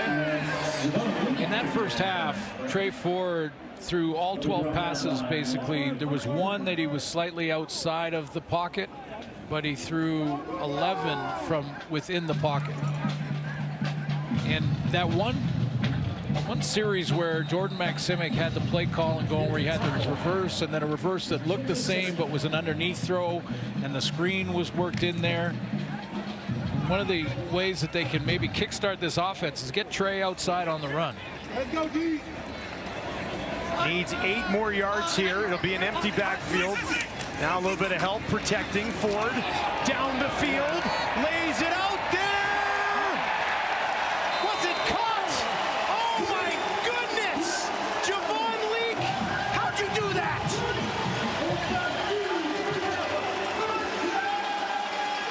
He's going to get out of the backfield and just run that right down the hole. Blitz coming with Charlie Ringland playing to the far hash, the free safety. It's a man defense, so you got Frankie Griffin chasing. Basically called a cover 2 man. 2 high guys, but man-to-man underneath. Griffin was the man-to-man guy. Didn't have help over the top. 46-yard gain. Now back to Leak on the ground this time. He'll pick up 2 after just a highlight reel catch. I don't know how this ball ended up in his arms. Griffin needed some help, and because he's in a trail position. When you think you have 2 guys over the top playing for the deep ball, and they are basically free to play the ball, you want to be in the trail so there can't be the throw behind. So, you know, I think Frankie Griffin played it well. But what a great catch by Leak. Second trip to the red zone today for Edmonton. They came away with a touchdown first time through. Ford under pressure on the run to his right. Nowhere to go, but he escapes anyway. This is spectacular. Takes it down to the 15 and eventually is stopped short of a first down, but he made something out of nothing. Starts with play action. And bails to the right, resets, doesn't like what he sees, and really doesn't have the time to get it down there anyway. Just another spectacular, what, ended up being, what, an 8-yard gain? Darius Pickett stopped him short of picking up a first down. So Blanchard will come into the game. He's hit 5 field goals in a row. That'll be 6 as he puts it through, and Edmonton's lead jumps to 5 with just over 6 minutes remaining in quarter 3.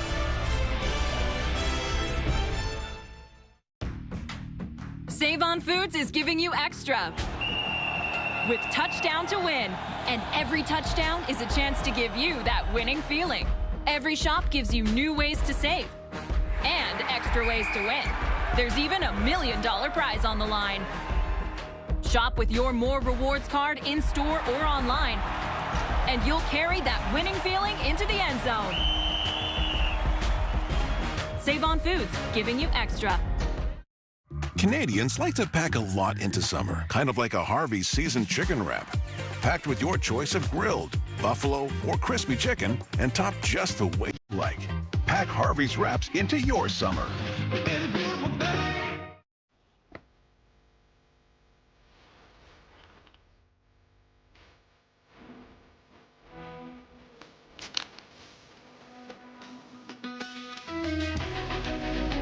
I need you. It's a cucumber when it goes in the jar, and then it just comes out a pickle. Go on. So, like, when does that happen? Oh, right. Like, what's the pickle point? Exactly. Dude, I don't even know. I guess it's sort of like an olive? Wait, no, an olive is like always an olive. You need to write this stuff down. It's nice to really talk to somebody about these things. Anyway, what are you doing tonight? Not much. What about you? Drew Brown about to get the ball back here in Edmonton. Let's flash it back. He picked up in week 1 where he left off last year, didn't he, Suits? Yeah, really did. He's 34-41 for over 400 yards. 4 times now in his career he's done that, and didn't get the win in Saskatchewan. But it wasn't because he wasn't hitting his receivers. 3 consecutive 400-yard games for Drew Brown. Of course, a hiccup along the way with the injury. But gets the ball back, trailing by 5 here on his own 40. He'll move everybody over to the left. Under pressure, gets away again. Brown throws it ahead, and he was over the line of scrimmage when he threw that. The flags fly. He was about a yard over the line of scrimmage. I believe that's what this penalty is going to be. Yeah, it's a forward pass, whether it's underhand or overhand or sideways like he did it. And it was across the line of scrimmage. So it'll be the illegal throw. Hip's good, though. Like, he's escaped a couple of times tonight under pressure. Yeah, he is. And, you know, he's got a ways to go to get to that 400 mark tonight. But there's still lots of time.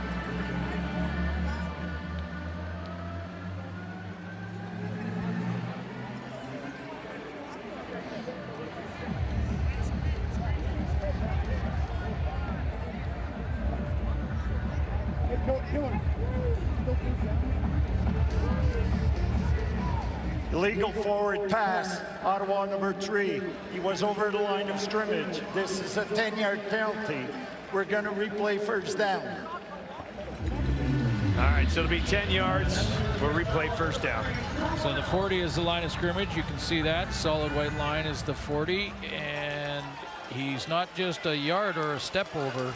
He's a couple of yards over. So 1st and 20 now for Brown. That one too high for the intended target. Was looking for Justin Hardy. It comes up. We were talking about his 400-yard games. He's had 4 in his career in just 19 games. Here's the fastest to do it. 10 games for Jeff Garcia. Just look at the names on this list. David Archer in 16. Edmonton fans will remember David Archer. Drew Brown has done it in 19 games. There's Coach Dickinson in 20. And Doug Flutie in 22. One of those games in BC that year was an overtime game. That's quite a list. That's the type of passer that Drew Brown really is. And outstanding graphics work by our crew and by Steve Daniel helping out as well from the league office to get these numbers, how quickly they got the 400-yard passing games in. Some good names on that list, too. Look at the names. I mean, that's the top quarterbacks in this game. Drew Brown's on the list now. Leone delivers it to Javon Leak. 51-yard kick. Leak with a little bit of a slip and could not get anything going that time. Tackle made down the field by James Peter. Trey Ford trying to expand on a 5-point third-quarter lead. Kids these days, people say we have so much more. Like more time waiting in the emergency department. CHEO has a plan to transform access to emergency care. Join us. Kids these days, we need you more than ever. Dad, where does the sun go at night?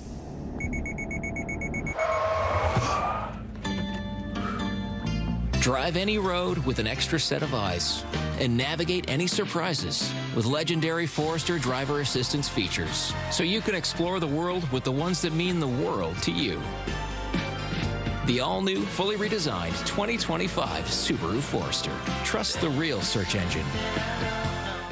Hey, Hey, Canada! Since 1995, Montana's has been home to all-you-can-eat ribs. Rib Fest is back all day, every day. Why not pair it with a $4.99 Coors Light and dine in for a chance at $1 million? Only at Montana's, Canada's home for barbecue. All right, let's send it down to the sidelines for an injury update with Tom Gazzola. All right, yeah, Dusty, we've got a bunch of things to get to here. First, on the Ottawa Redblacks side of things, obviously Devontae Dedmon with that nasty injury.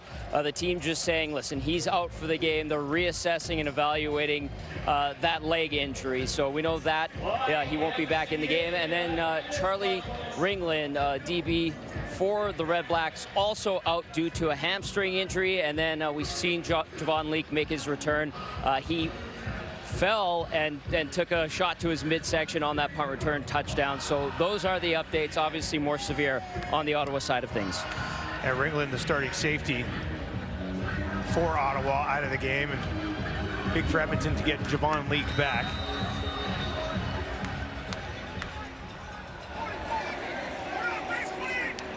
This drive for Edmonton will start on their own 29.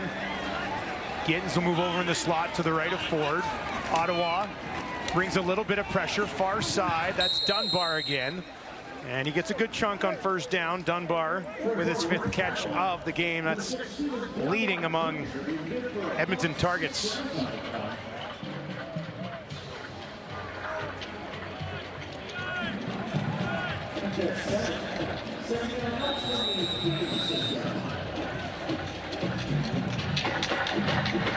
Seven-yard pickup.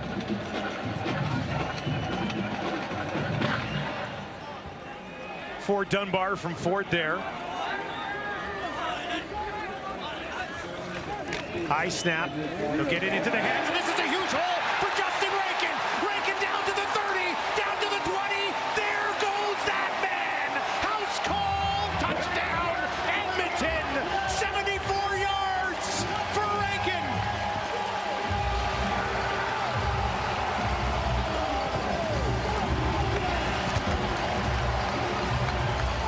No second level for Rankin. He hits the hole and is gone. There's great blocking up front. One cut and no second level. No linebacking core, no defensive backs back there. Everyone had come close to the line of scrimmage, and Rankin hits it. Rankin, with his first 2 touchdowns of the season today, 1 through the air, that monster one on the ground. He's got 93 yards on 7 carries, 68 yards on 3 catches, and that one is up, and Blanchard does sneak it through. And the lead once again, Edmonton by 12. Just some great acceleration in the open field, though, but linebackers got buried in the mix, up in the mesh. You see Javon Santos Knox, he was tied up, couldn't get off his block.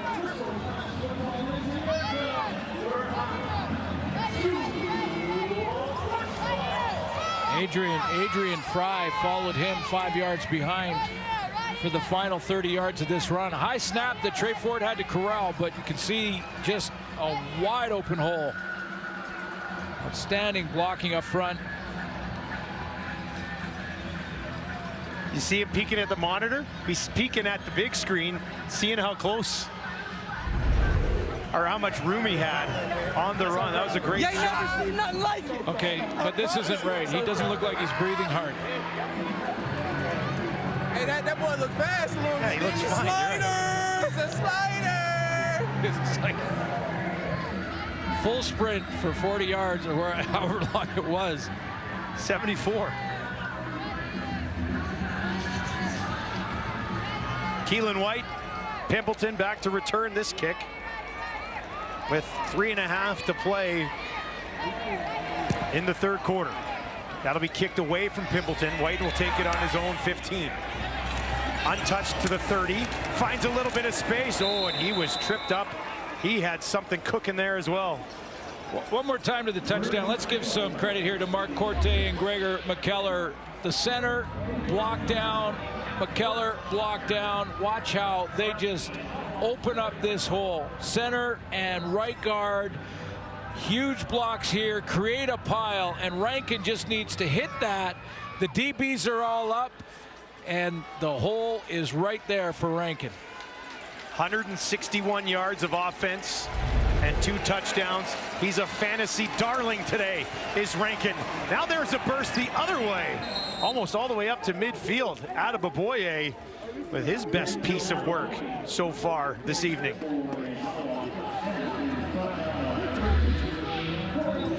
Big boy's starting to root in there and just start paving the way for these running backs.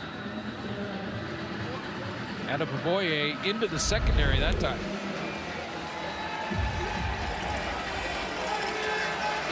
From the Ottawa 54, looking for a response here from Drew Brown.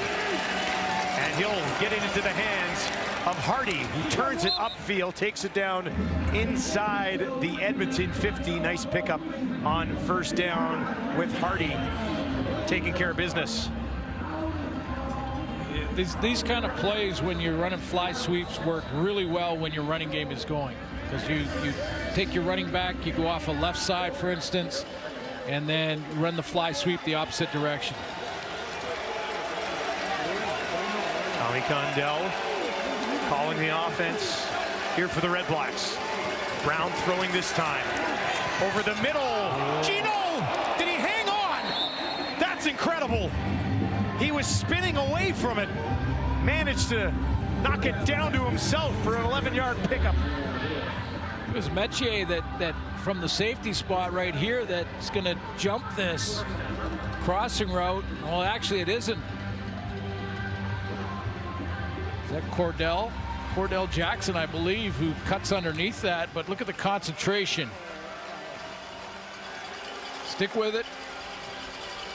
I thought that was going the other way. Adeboboye up the middle, close to the Edmonton 35. 3-yard pickup. 2nd and 7 incoming here for Ottawa. Drew Brown's 19 to 25. 192 yards and a touchdown. Both quarterbacks looking after the football today through the air. Lots of big plays on special teams, big plays on the ground, leading to 52 combined points already late in the 3rd. Pimpleton was early again. Brown's going to throw it down the field, and it's incomplete. I'm pretty sure Khalil Pimpleton was ahead of the play. Whenever we do our Zooms, I like to talk to both quarterbacks, and when we do, I always ask them about their feelings about the other quarterback, the one they're facing. Number 83, that penalty's declined. It will be 3rd down. It'll be 3rd down. They'll kick a field goal or attempt one here. But I asked Trey Ford about Drew Brown, and he said, you know, he throws the cutter so well. Now, that's terminology can change from one team to another, but the cutter is that Justin McInnes bender route. That's what he attempted on that. Was a little high on that last throw. But Trey Ford said, I think Drew Brown throws the best cutter route in the entire league. He's made 2 from 42, this one from 43, and he'll make that as well. Lewis Ward makes it a 9-point game. Well, the Open is right around the corner. Get ready as it all goes down July 17th to 20th on TSN and TSN Plus. Boy, that first quarter, you think that the Elks must have felt like this was their night, and yet Ottawa is just hanging around. And that's what you want to do on the road. It's not the end of the day to be down. Here we go. Cody Fajardo's getting another series. Cody Fajardo, after a touchdown drive, has now come into the game. Low key, what is happening? I think you're. Fajardo throwing, and there's Julian Grant. I think you were building content for your show this week. Yeah, it'd be nothing. Something to talk about tomorrow morning on the Deal Switch Show. That's fair. Yeah, fascinating decisions here. We'll have to get to the bottom of it after the game. This had to have been the plan all along. Yeah, it was clearly planned. Clearly planned, because at the time in the first half, Trey Ford was 9-9. and it was 22-3 Edmonton. I mean, why you would do anything to mess with that type of momentum, I'm not sure. Starting quarterbacks 13 of 14 today. Fajardo dumps it off. That's Rankin. Took a heavy blow from Griffin. But that'll be a 2-and-out at the end of the quarter. Fajardo's 4 of 4, but it's 2 2-and-outs. Ottawa hanging around. Edmonton leads 32-23. Fourth quarter should be entertaining. Don't go anywhere. Good whole wheat shreddies. But wait, warm cinnamon, velvety vanilla, cinnamon vanilla flavored shreddies. Same great square, new delicious flavor. Ever feel like no matter what you've got, someone's got more? And someone's got more than that. More to spend, more places to go. And just when you think there couldn't possibly be any more and more, you realize there's more to life than more. You're richer than you think. Scotiabank.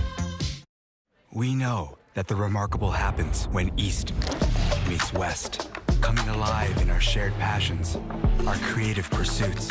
And here in Sapporo, you too can discover the remarkable where East meets West.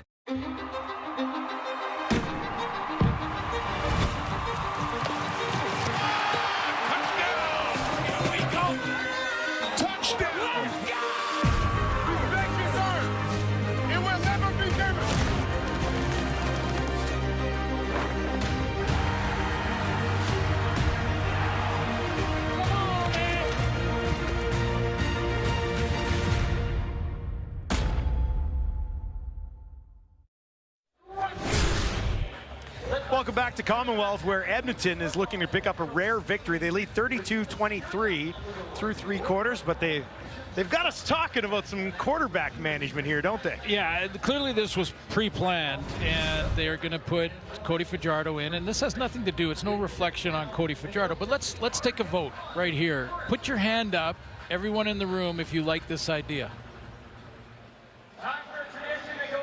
I'm sure the studio, we'll see, we'll get the count from the studio as well. And, you know, sometimes, yeah, I get it, and I've seen it before, and Coach LaPolice talked about it at halftime, that he's actually done it.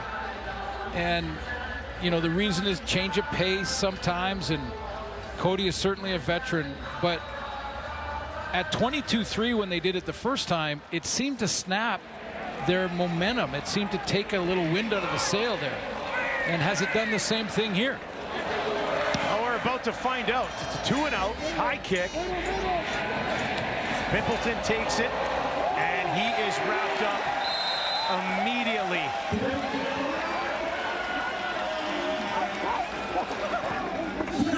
Tyson Middlemost down the field, smothering Pimpleton. First, it starts with a nice directional kick. Get him close to that numbers, or ideally inside the numbers on the sideline, but real good coverage by Middlemost. Ton of time left in this football game. Drew Brown closing in on 200 yards. Trails by 9, starts this drive on his own 17. They'll start it on the ground. And Stanback wrapped up in the middle of that defense by Brinkman. Hey, you see what a special teams play. We've seen the returns. We've seen 2 tonight. Over 400 yards of return yards tonight. And then we see a big cover team play by the Edmonton Elks. And the momentum carries over to first down for the defense. Because that's the best they played to run all night. Just a yard for Stanback, 2nd and 9 for Brown. Has White, turns it back upfield, and he's got a first down. Great job by the rookie to find that first down after making the catch. Well, nice protection up front, and the calm, cool veteran and Drew Brown steps into this out throw. How good is that? Nice throwing lane. Good protection up front there. No blitz. But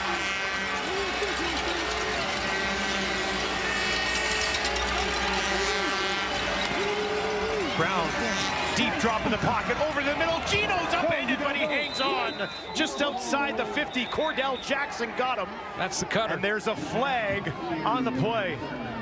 That's the cutter route that Trey was talking about when he watches Drew Brown.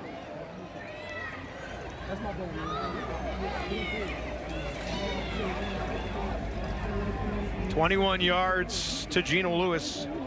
Might be a defenseless receiver hit low. See how they sort this out. It's likely what the discussion is right now. Replay center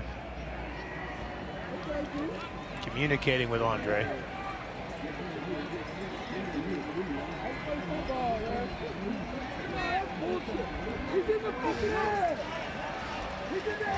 Major foul, unnecessary roughness. Edmonton number 13 on a vulnerable receiver. This will be a 15-yard penalty enforced from the end of the play and a first down. It's a new rule this year, and this is that cutter route we're talking about, right into the seam. And just as it clears the first level of linebackers, this is where Drew Brown just is so good at throwing that throw. Now, the idea is, does the receiver have time? Handed off on the far side. Good burst there, and another first down for Hardy. Let's go back to that Gino play. Yeah, does the receiver have time to gather himself and be able to defend himself on a hit? And if he doesn't have time, then it's now against the rules to go low. And it's a player safety decision and a player safety change with player safety in mind. Now, do you think that Gino Lewis could have recovered?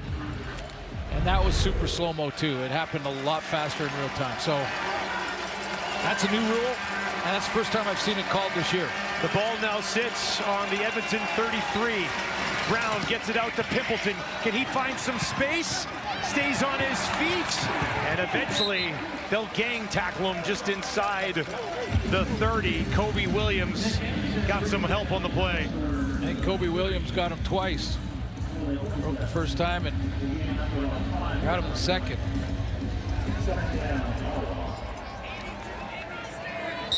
Field goal here would make it a 6-point game. Yeah, so 2 possessions and the field goal is equally as important. Stanback stays in to the left of his quarterback for now. And they'll give it to him. Has some space up the middle. First down, Ottawa takes it down to the 20 as the Redblacks march on. Stanback could tell by the linebacker action here that he knew exactly where he was going to take this inside handoff. If the linebacker fills the backside B gap, he's going front side. Pre-snap read. Brown drops one over the defender, almost into the hands of Hardy. Williams got a piece of it.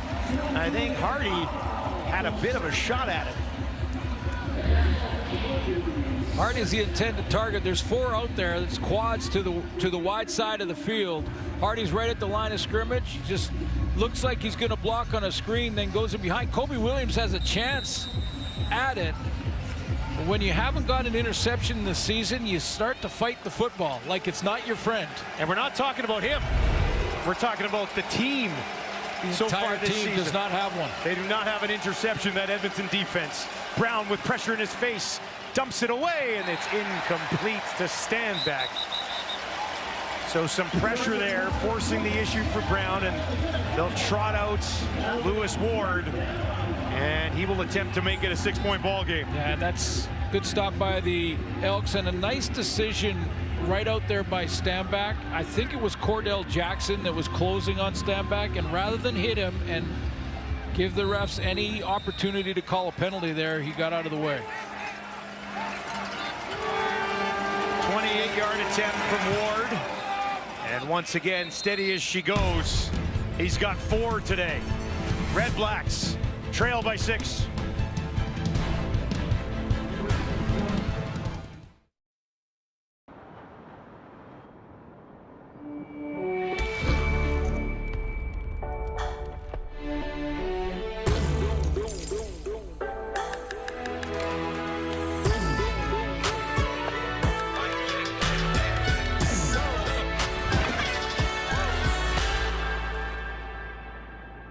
My spot, mic drop. My spot, mic drop.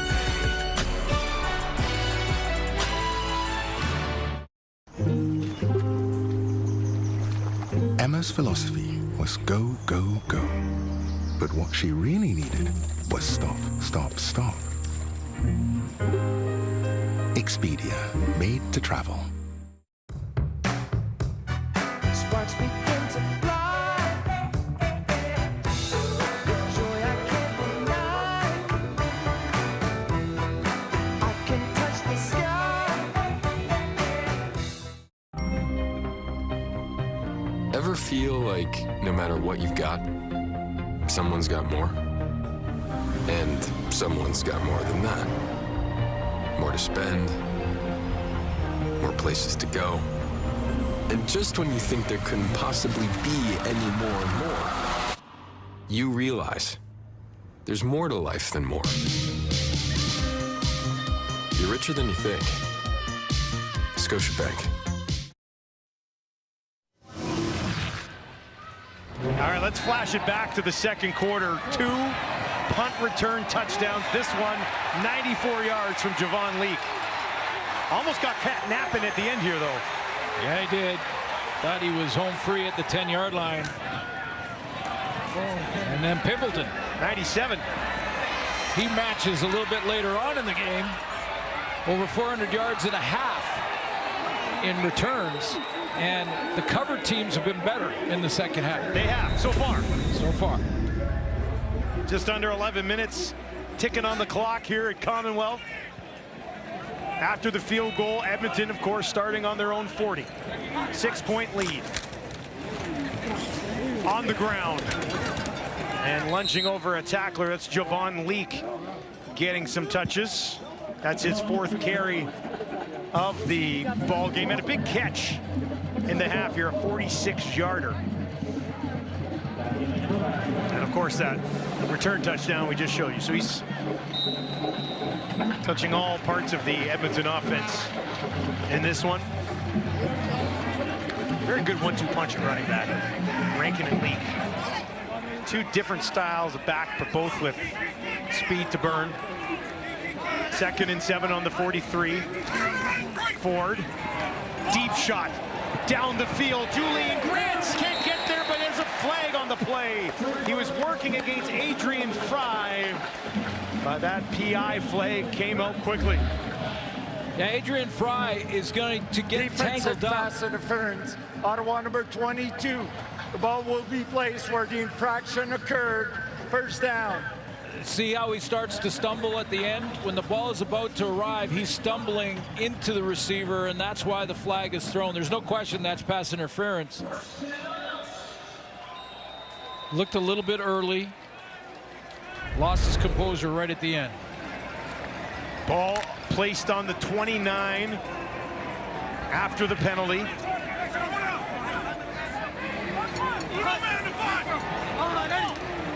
Six on the line for Edmonton. Leake can't find a hole. Back to the line of scrimmage, no further.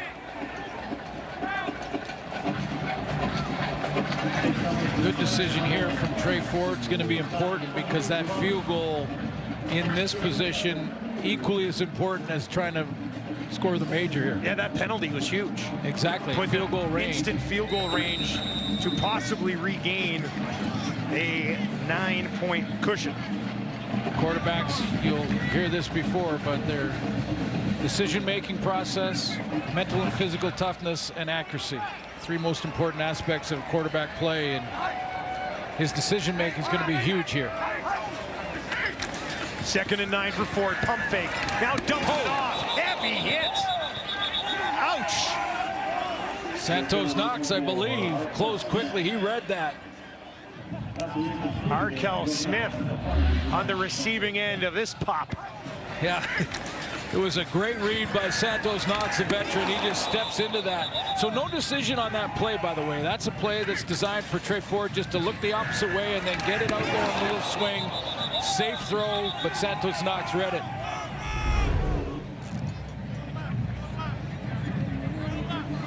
So Blanchard called into duty. He's hit 6 in a row. After missing his first 2 to start the season, this one straight away 35 for a 9-point lead. It is up and it is through. Edmonton trying to nurse this one home. Ottawa with other ideas on a Sunday night. Touchdown to Win is on now. Load your My Offers for big saves and earn bonus entries on products like Casa Mendoza tortillas. Win big and save big with our weekly flyer. We know that the remarkable happens when East meets West, coming alive in our shared passions, our creative pursuits. And here in Sapporo, you too can discover the remarkable where East meets West. Canadians like to pack a lot into summer, kind of like a Harvey's seasoned chicken wrap. Packed with your choice of grilled, buffalo, or crispy chicken, and topped just the way you like. Pack Harvey's wraps into your summer. Good, good whole wheat shreddies. But wait, warm cinnamon, velvety vanilla, cinnamon vanilla flavored shreddies. Same great square, new delicious flavor. Ever feel like no matter what you've got, someone's got more? And someone's got more than that. More to spend, more places to go. And just when you think there couldn't possibly be any more and more, you realize there's more to life than more. You're richer than you think. Scotiabank. Drew Brown about to get the ball back here at Commonwealth. We're talking about his 400-yard games. Highest percentage of starts to throw for 400 plus. Smaller sample size than these guys, but good company to be a part of. Yeah, it's quite the list. And matter of fact, Kent Austin, when he was coach of the Hamilton Tiger Cats, was the guy who told me about those 3 aspects of playing the quarterback position. It all ties together, doesn't it? Brown out in the flats. Goes back to Hardy. 9-yard pickup. 4th catch of the game for Hardy on 7 targets. But you think about it, mental and physical toughness, because at times you got to take the hit to get it out there, and certainly mental toughness. 2nd and 1. Drew Brown keeps it, pushes it ahead. Ottawa first down. You know, mental toughness to make sure you bounce back from that interception or whatever may happen in a negative way against your team. But then accuracy, obviously, that's a physical trait that you got to have as a starting quarterback at this level. You got to be able to put the ball where you want. And decision making. I think that may be the most important. Where are you in the game? Are you behind, ahead? You know, at home, on the road? The decision-making process, where are you going to go with the football? Pimpleton and Hardy move to the right of Brown. On the ground this time, Adeboboye up to midfield. 2nd and manageable on this crucial drive for Ottawa. Yeah, it's important, but there still is lots of time left. And, you know, Drew Brown really doesn't have to rush it. He can call the plays. They can run their offense. If that includes the run game here too, that's fine. It's a 2-possession game. You need 1 field goal and then a converted major. So they're going to need a stop from their defense. Smack dab middle of the field. 4 options out to the right. He'll let it go to his running back, and he is stuffed. Edmonton's defense all over it. Nick Anderson leading the way. Well, I don't think it's a stretch to say this has been the best game for the Edmonton defense, even though Drew Brown has put together some drives. This has been the first time this year that in key moments of the game that they have come up with a play, and they've done that a couple of times now. Still looking for their first interception, still haven't taken the ball away as much as they'd like. Barlow started that one. Anderson finished it. 47-yard kick taken out of bounds by Javon Leake. Defense needs more of tackles like this. Barlow got him and hung on, and Anderson came to help him out.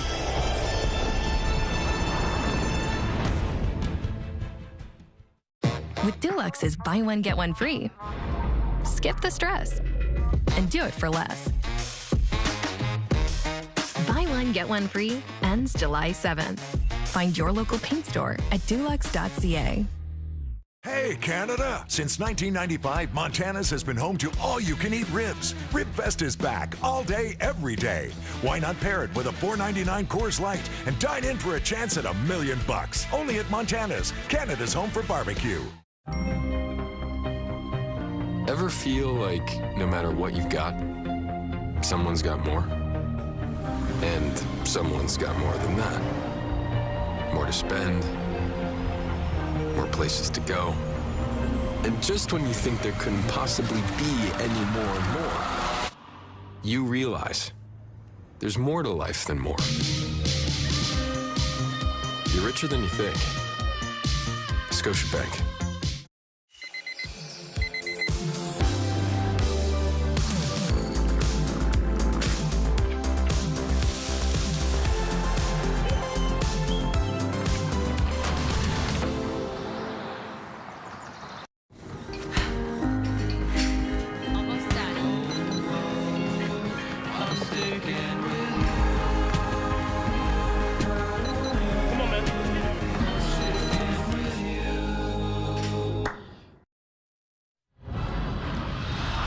Well, Justin Rankin, 162 total yards of offense, 2 huge plays here. Yeah, this one just a little swing pass out of the backfield against a blitz, and Rankin takes it to the end zone. This was over 70 yards, and what was really bugging me about this one is that we followed him all the way to the bench. He sat down and wasn't even breathing hard. Out for a leisurely jog. There he is. A couple of touchdowns, his first 2 touchdowns of the season. And Edmonton has the ball again, leading by 9, and they will start it on the ground with Rankin. Grinds a clock, but there's still lots of time, and Will Fields, the new defensive coordinator for the Ottawa Redblacks, he's going to have to maybe get to that exotic blitz, put a little more pressure on his secondary to play one-on-one coverage, man-to-man coverage behind it, but take all the run lanes away from number 2. Empty backfield, 3 left, 3 right for Trey Ford. Ottawa sends 5. Ford gets it away. Julian Grant's now going to be stopped a yard short. Yeah, now we know what's gone on in short yardage for Edmonton. But you got to kick this away, right? You have to kick this away. And their yard, and it's a full yard, so there's no question. Yeah, Mark Killam's going to kick it. Now, had they made both earlier, convincingly earlier, what do you think? I'd still kick it. Yeah, so would I. But I'm wondering, if they make them convincingly, do they go back to it with just a yard to go? Now, really good field position looming here. Pimpleton, yeah, he was moving around. Now he's going to back up. He was at midfield. He's going to trot back to at least his own 40, if not further. Now, ball placement for this kick from Cody Grace is important. That ball you want to get right to the sideline if possible without kicking it out of bounds. Yeah, I believe Bob Dice having a conversation with the officials, and I'll just be honest, not exactly sure what this one's about. Maybe just resetting the clock. Is this just a clock issue? I don't know what else it could be, to be honest with you. Yeah, it must be trying to add some time to the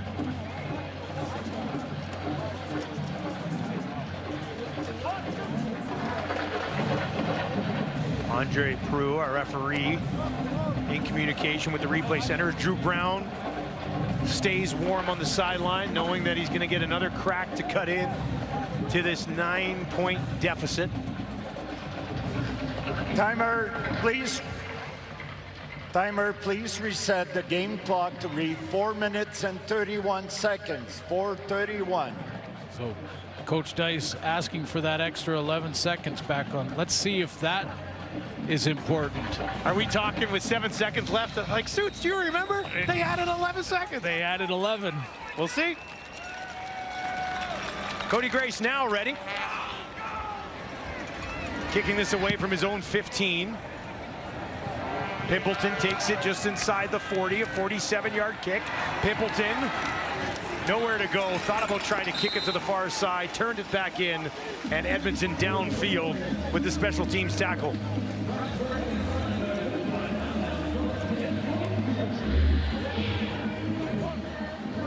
Cover lanes. Don't get out of your lane.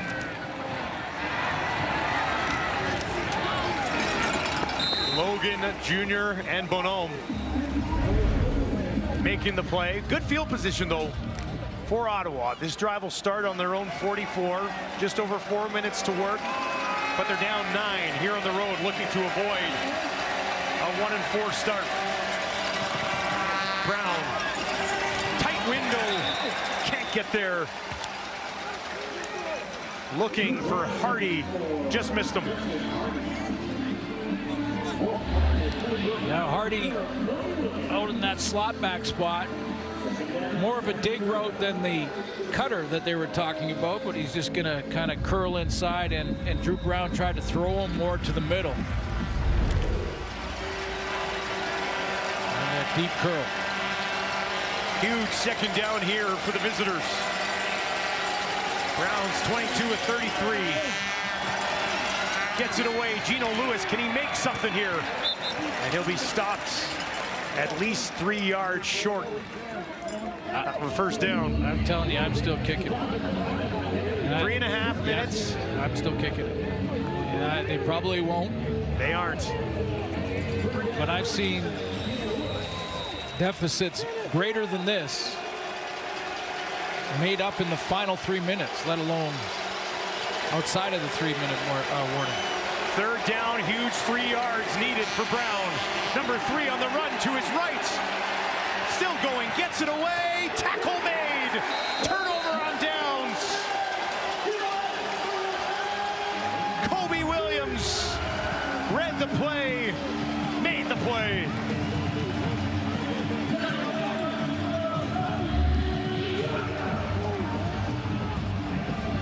Well, Drew Brown didn't like what he saw originally, and that pressure off the edge was enough to get him out of the pocket. Once he's out there now, he's cut the field in half. He only had a couple of options once he rolled out that hard. Miller was really the only viable option, gave it to him, but it was short.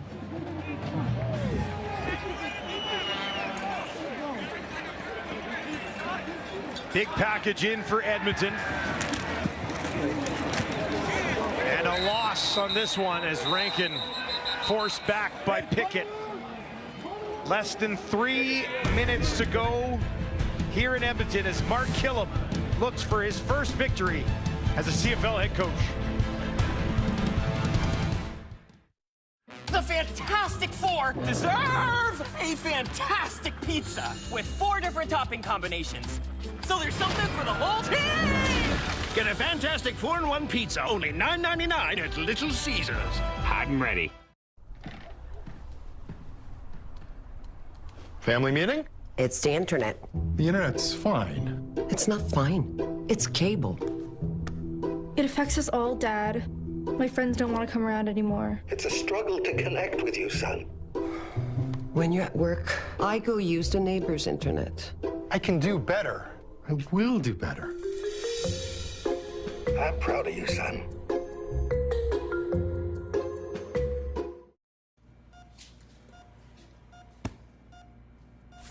Katie, I've got a cat with no pulse here. I need adrenaline and an IV line. Quick as you can, please. Should've gone to Specsavers. Right now, get 2 pairs of glasses for $99. Make your second pair sunglasses. At TD, we get how hard it can feel to move forward. Should I add to my closet or my savings account? We've got to find a way to get this finished.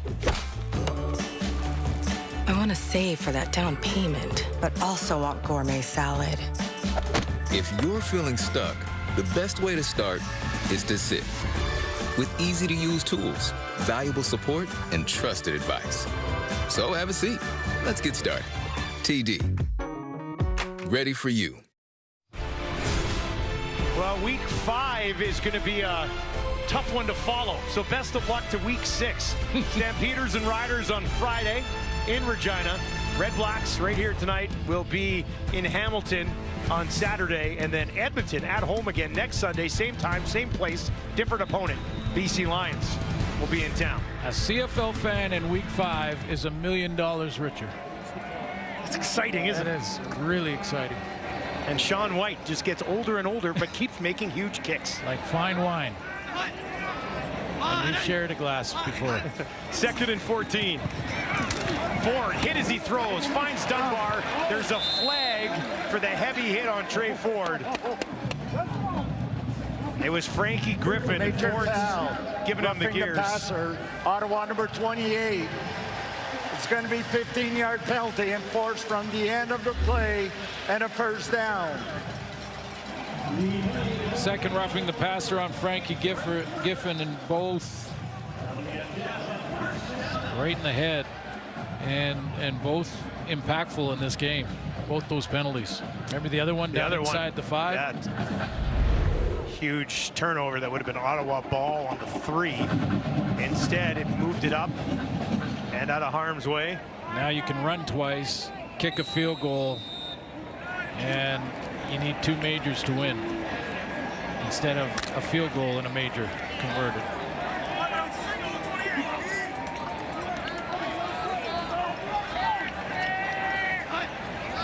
Work from the Ottawa 32.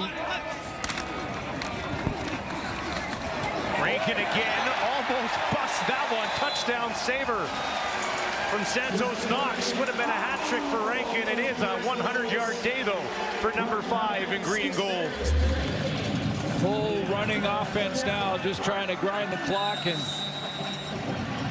maintain possession of the ball, try to finish this one off, get their first win. And a little stumble, or I think Rankin kicks into his 6th gear. You're right, there was a little stumble there coming through the gap. Back to him again. Flag this time as he takes it down to the 15.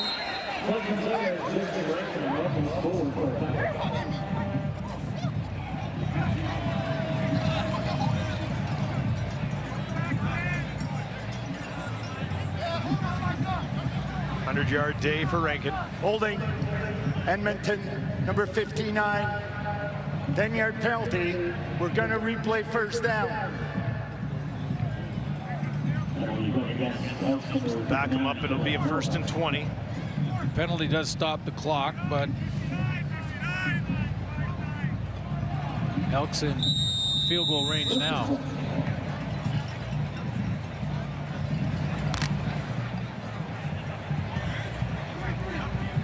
Edmonton does not have a win in June or July since 2022.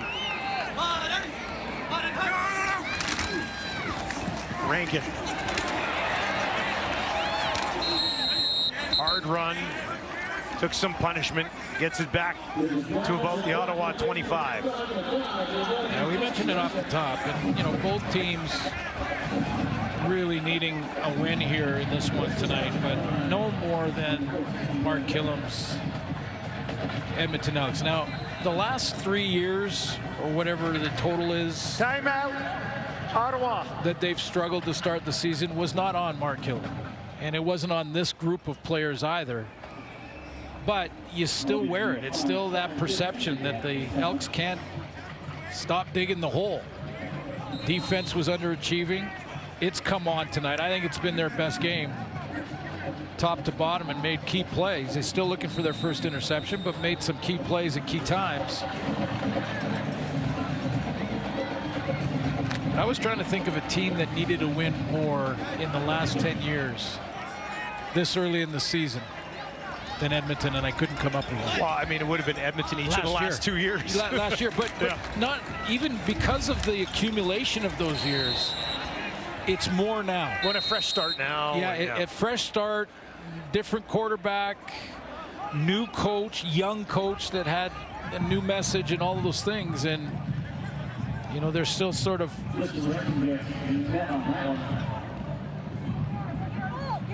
Get ball. Blanchard will come out. This will be smack dab down the middle from 35. 2 for 2 tonight, 7 in a row. I would have punted. You would have punted? I would have punted back. No, not here. Oh, no, I was going to say, wait a second. What? No. You're nuts. No, Ottawa. Earlier, Ottawa, yes, yeah. Ottawa. With 3.5 minutes left. Blanchard puts it up. That one cuts the uprights right down the middle. And the lead is once again 12. Talked about Edmonton and their struggles early seasons. 0-3, 0-9, 0-7, 0-3 again this year. Yeah, I mean, and again, Mark Killam is not part of any of that. But you were looking for this big change and new look, new GM, new coach. Spent some money in free agency, bringing in a bunch of defenders that were underachieving, and I just couldn't think of a team that needed to win more than this team at this point in the regular season. We chatted with Ed Hervey when we were leaving Winnipeg, and you know, I said, what do you think of the start? And paraphrasing, he just said, we're not worried. We expected it to be a bit of a slow start with so many changes, but he said he really liked where the team was heading. And he stands on the sideline tonight watching as his club a minute and 18 seconds away from getting into the win call. And watching and looking at some of those guys on his own bench and saying, there's some superstars over there. Oh, jeez. You had to, eh? Oh, yeah. Had to. Yeah, there's no question. Well, Rankin and Leak played like it tonight. I mean, Rankin, absolutely. And Leak on special teams. Come on, they're all over the place. Huge kick into the end zone. Pimbleton will grab it. And he'll take a knee. We've got an injury out at the 30.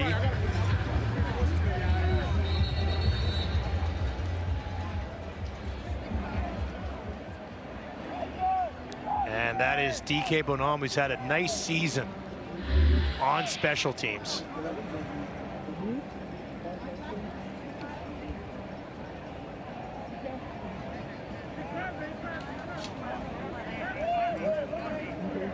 Oh, just kind of tripped on his own and maybe caught a cramp.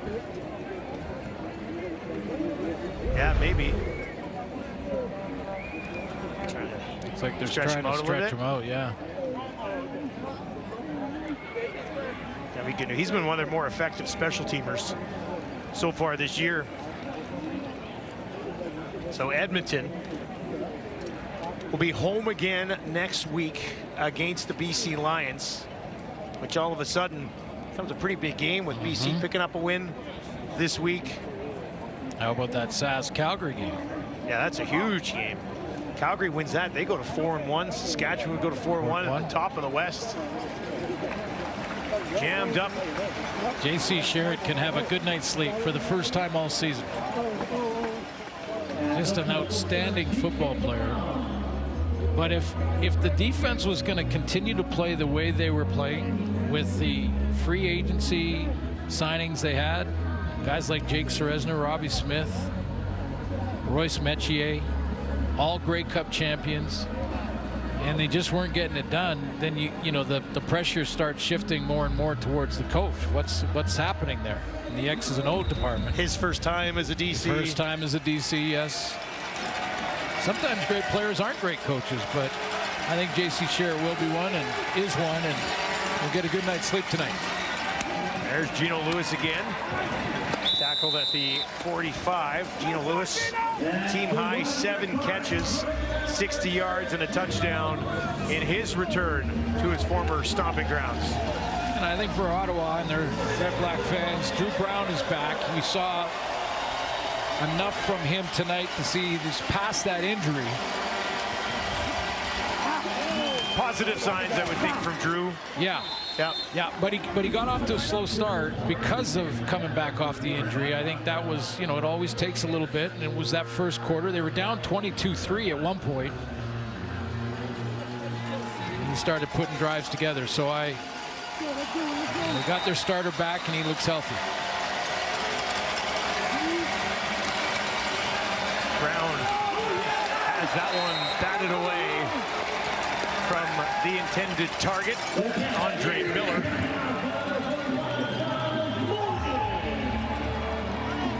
And Edmonton close to finishing this one off. Still be a lot of talk about Cody Fajardo coming in for a few series along the way. Less of a talk now because they did pick up the victory. Interesting strategy nonetheless. I'd like to know what the vote was in the panel on that. Trips to the right for Brown, throws to the left. Oh, that looked like it hurt. Hardy seems to be okay. Got folded up. That was Bynum celebrating with former halfback Aaron Grimes on the sideline.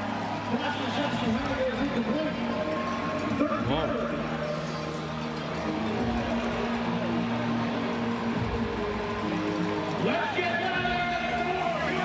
Killam's fired up.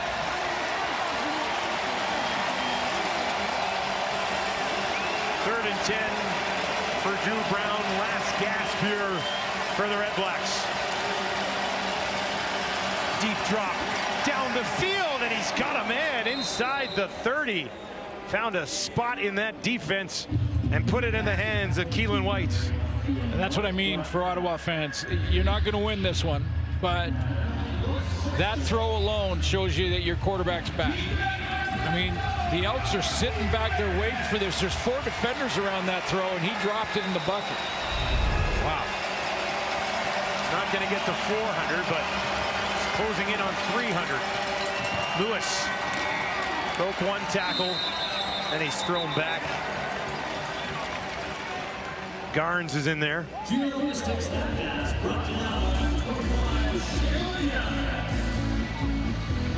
Touchdown here, onside kick, recover and take it back, you know? Well, you got it. There's your recipe. Hey, you know what league we're covering here. It can happen. There's 30 seconds left. That's the time. Now throw it to the end zone here. He doesn't. Drops it off to Adeboboye, who hops his way close to out of bounds. You know, if you're thinking of that scenario, you just had to get it to the end zone there, but 300-yard game for Brown in his return. But Ottawa on the verge of dropping to 1-4.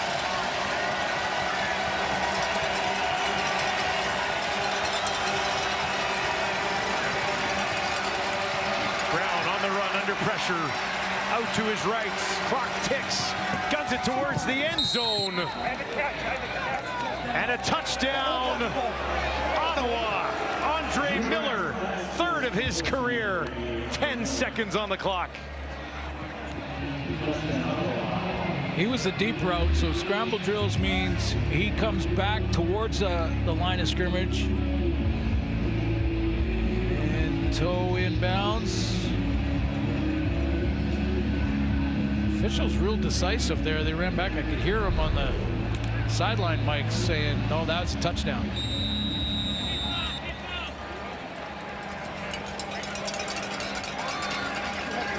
Lewis Ward to make it a 6-point contest. Puts it through. And I know Edmonton has lost in some weird ways at home and in general over these poor starts, but this would be something else. Well, here it is. The hands team that Mark Killam is now former special teams coach for all those years in Calgary. He is now putting together the hands team. I mean, they already know who's on it. But you'll see there'll be receivers in the second row. That's the onside kick team. Coach Rick Campbell back in Ottawa.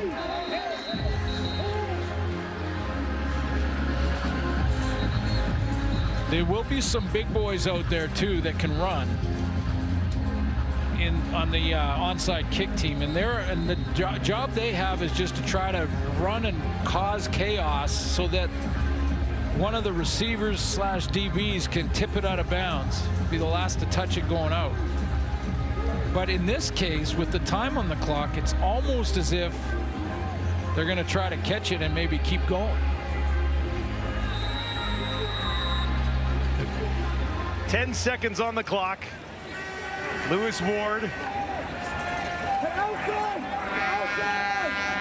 on the short kick. Lays it up there. Mathis goes up and hauls it in.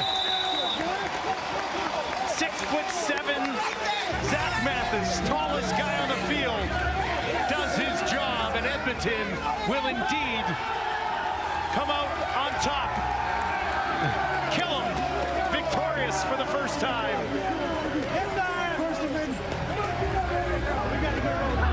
Boy, that onside kick was almost perfect placement. It has to go 10. It went just 10 or 15, and then nice and high. There was Redblacks around it, but Mathis comes up with it. Win 1 for Mark Killam. Trey Ford takes the knee. Killam after an 0-3 start. Able to find his way into the win column, and a salute to the crowd here in Edmonton.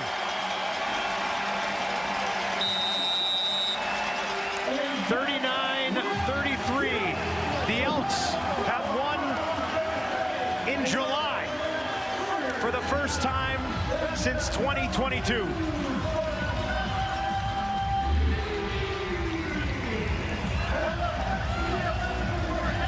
Gatorade shower for the first time. Winner is a head coach. Where do these two teams go from here, Suits? What do you think? Well, you never know. Edmonton could get some momentum here.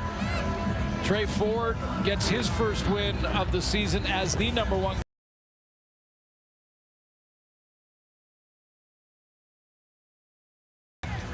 Ottawa has got their starter back in the lineup. Drew Brown finishes 31 of 43, 316 yards, 2 touchdowns, looked after the football, but it was not enough tonight. Couple of punt return touchdowns, highlighting this one, a huge game from Justin Rankin. And in the end, Edmonton gets on the board with their first win of the season. It comes at home, where they will once again play a week from today against the BC Lions. 39-33, your final. Thank you very much for joining us at Commonwealth Sports Center is next.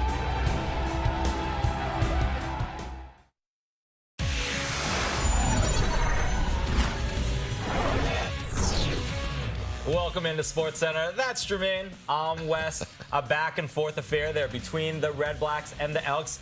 These were the last two teams to crack 100 points in the CFL.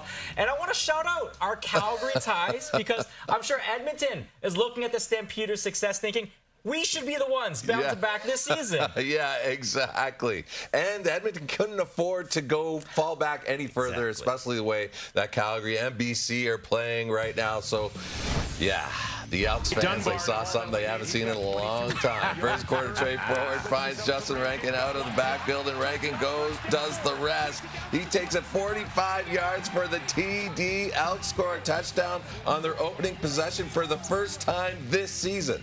Now in the second, Elks up 15-3, looking to avoid an 0-4 start for the 3rd straight season. And Javon Leake on the punt return dances around, and he's off to the races. Leake takes it. 94 yards for the house call, extends the lead to 19, and he is exhausted. Meanwhile, Eugene Lewis signed with Ottawa in the offseason, leaving Edmonton, and Elks general manager Ed Hervey was asked about a superstar leaving.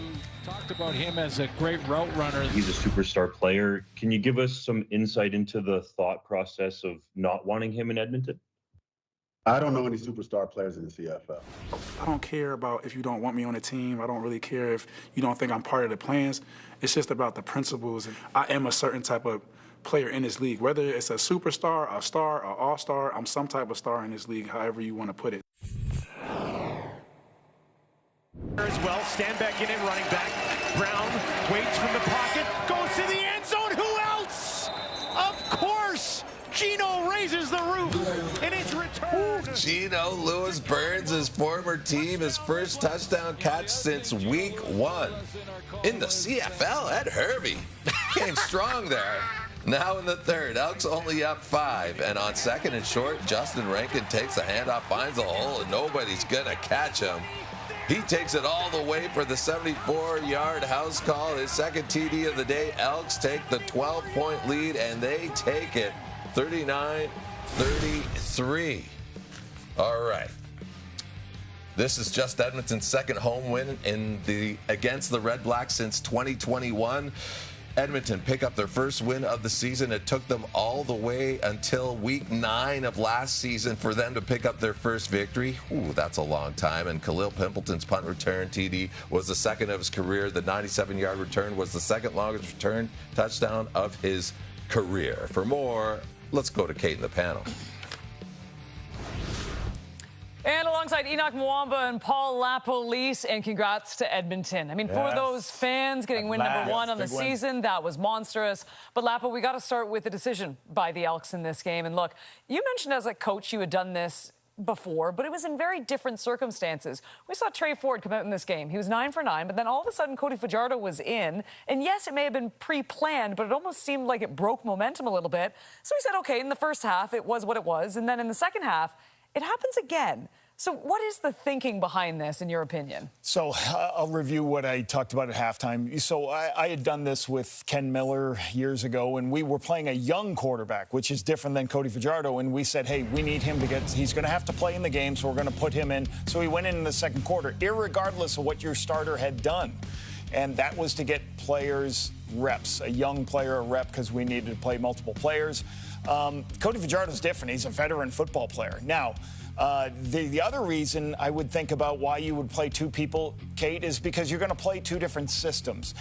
Call it Zach Collaros and Chris Streveler. You're going to put a guy in who can run the ball differently, create different issues for a defense.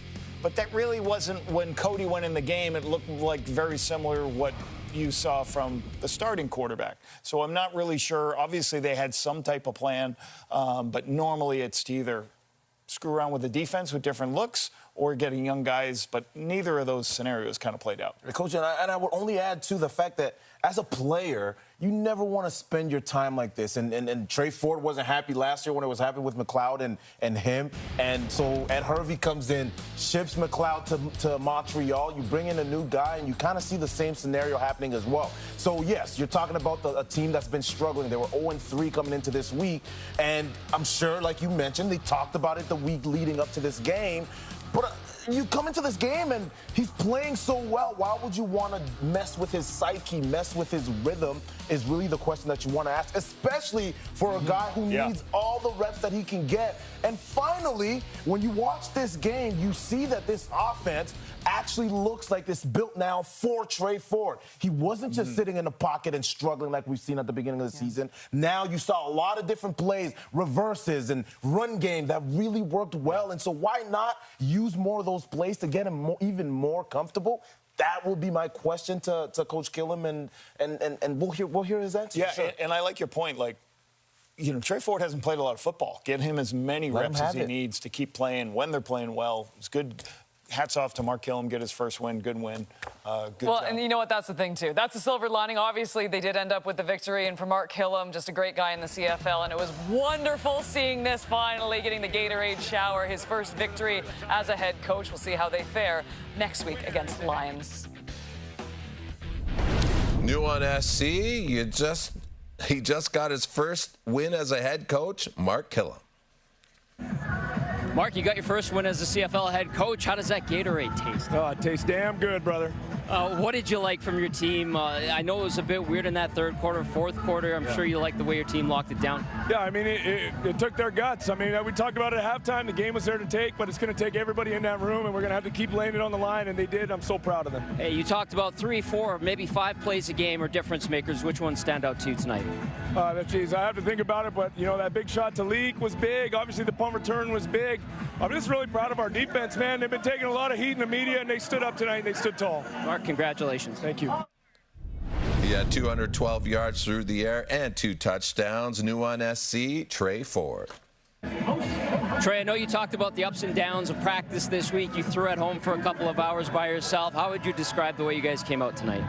I thought it was good, right? I think we came out our first 2 drives and scored.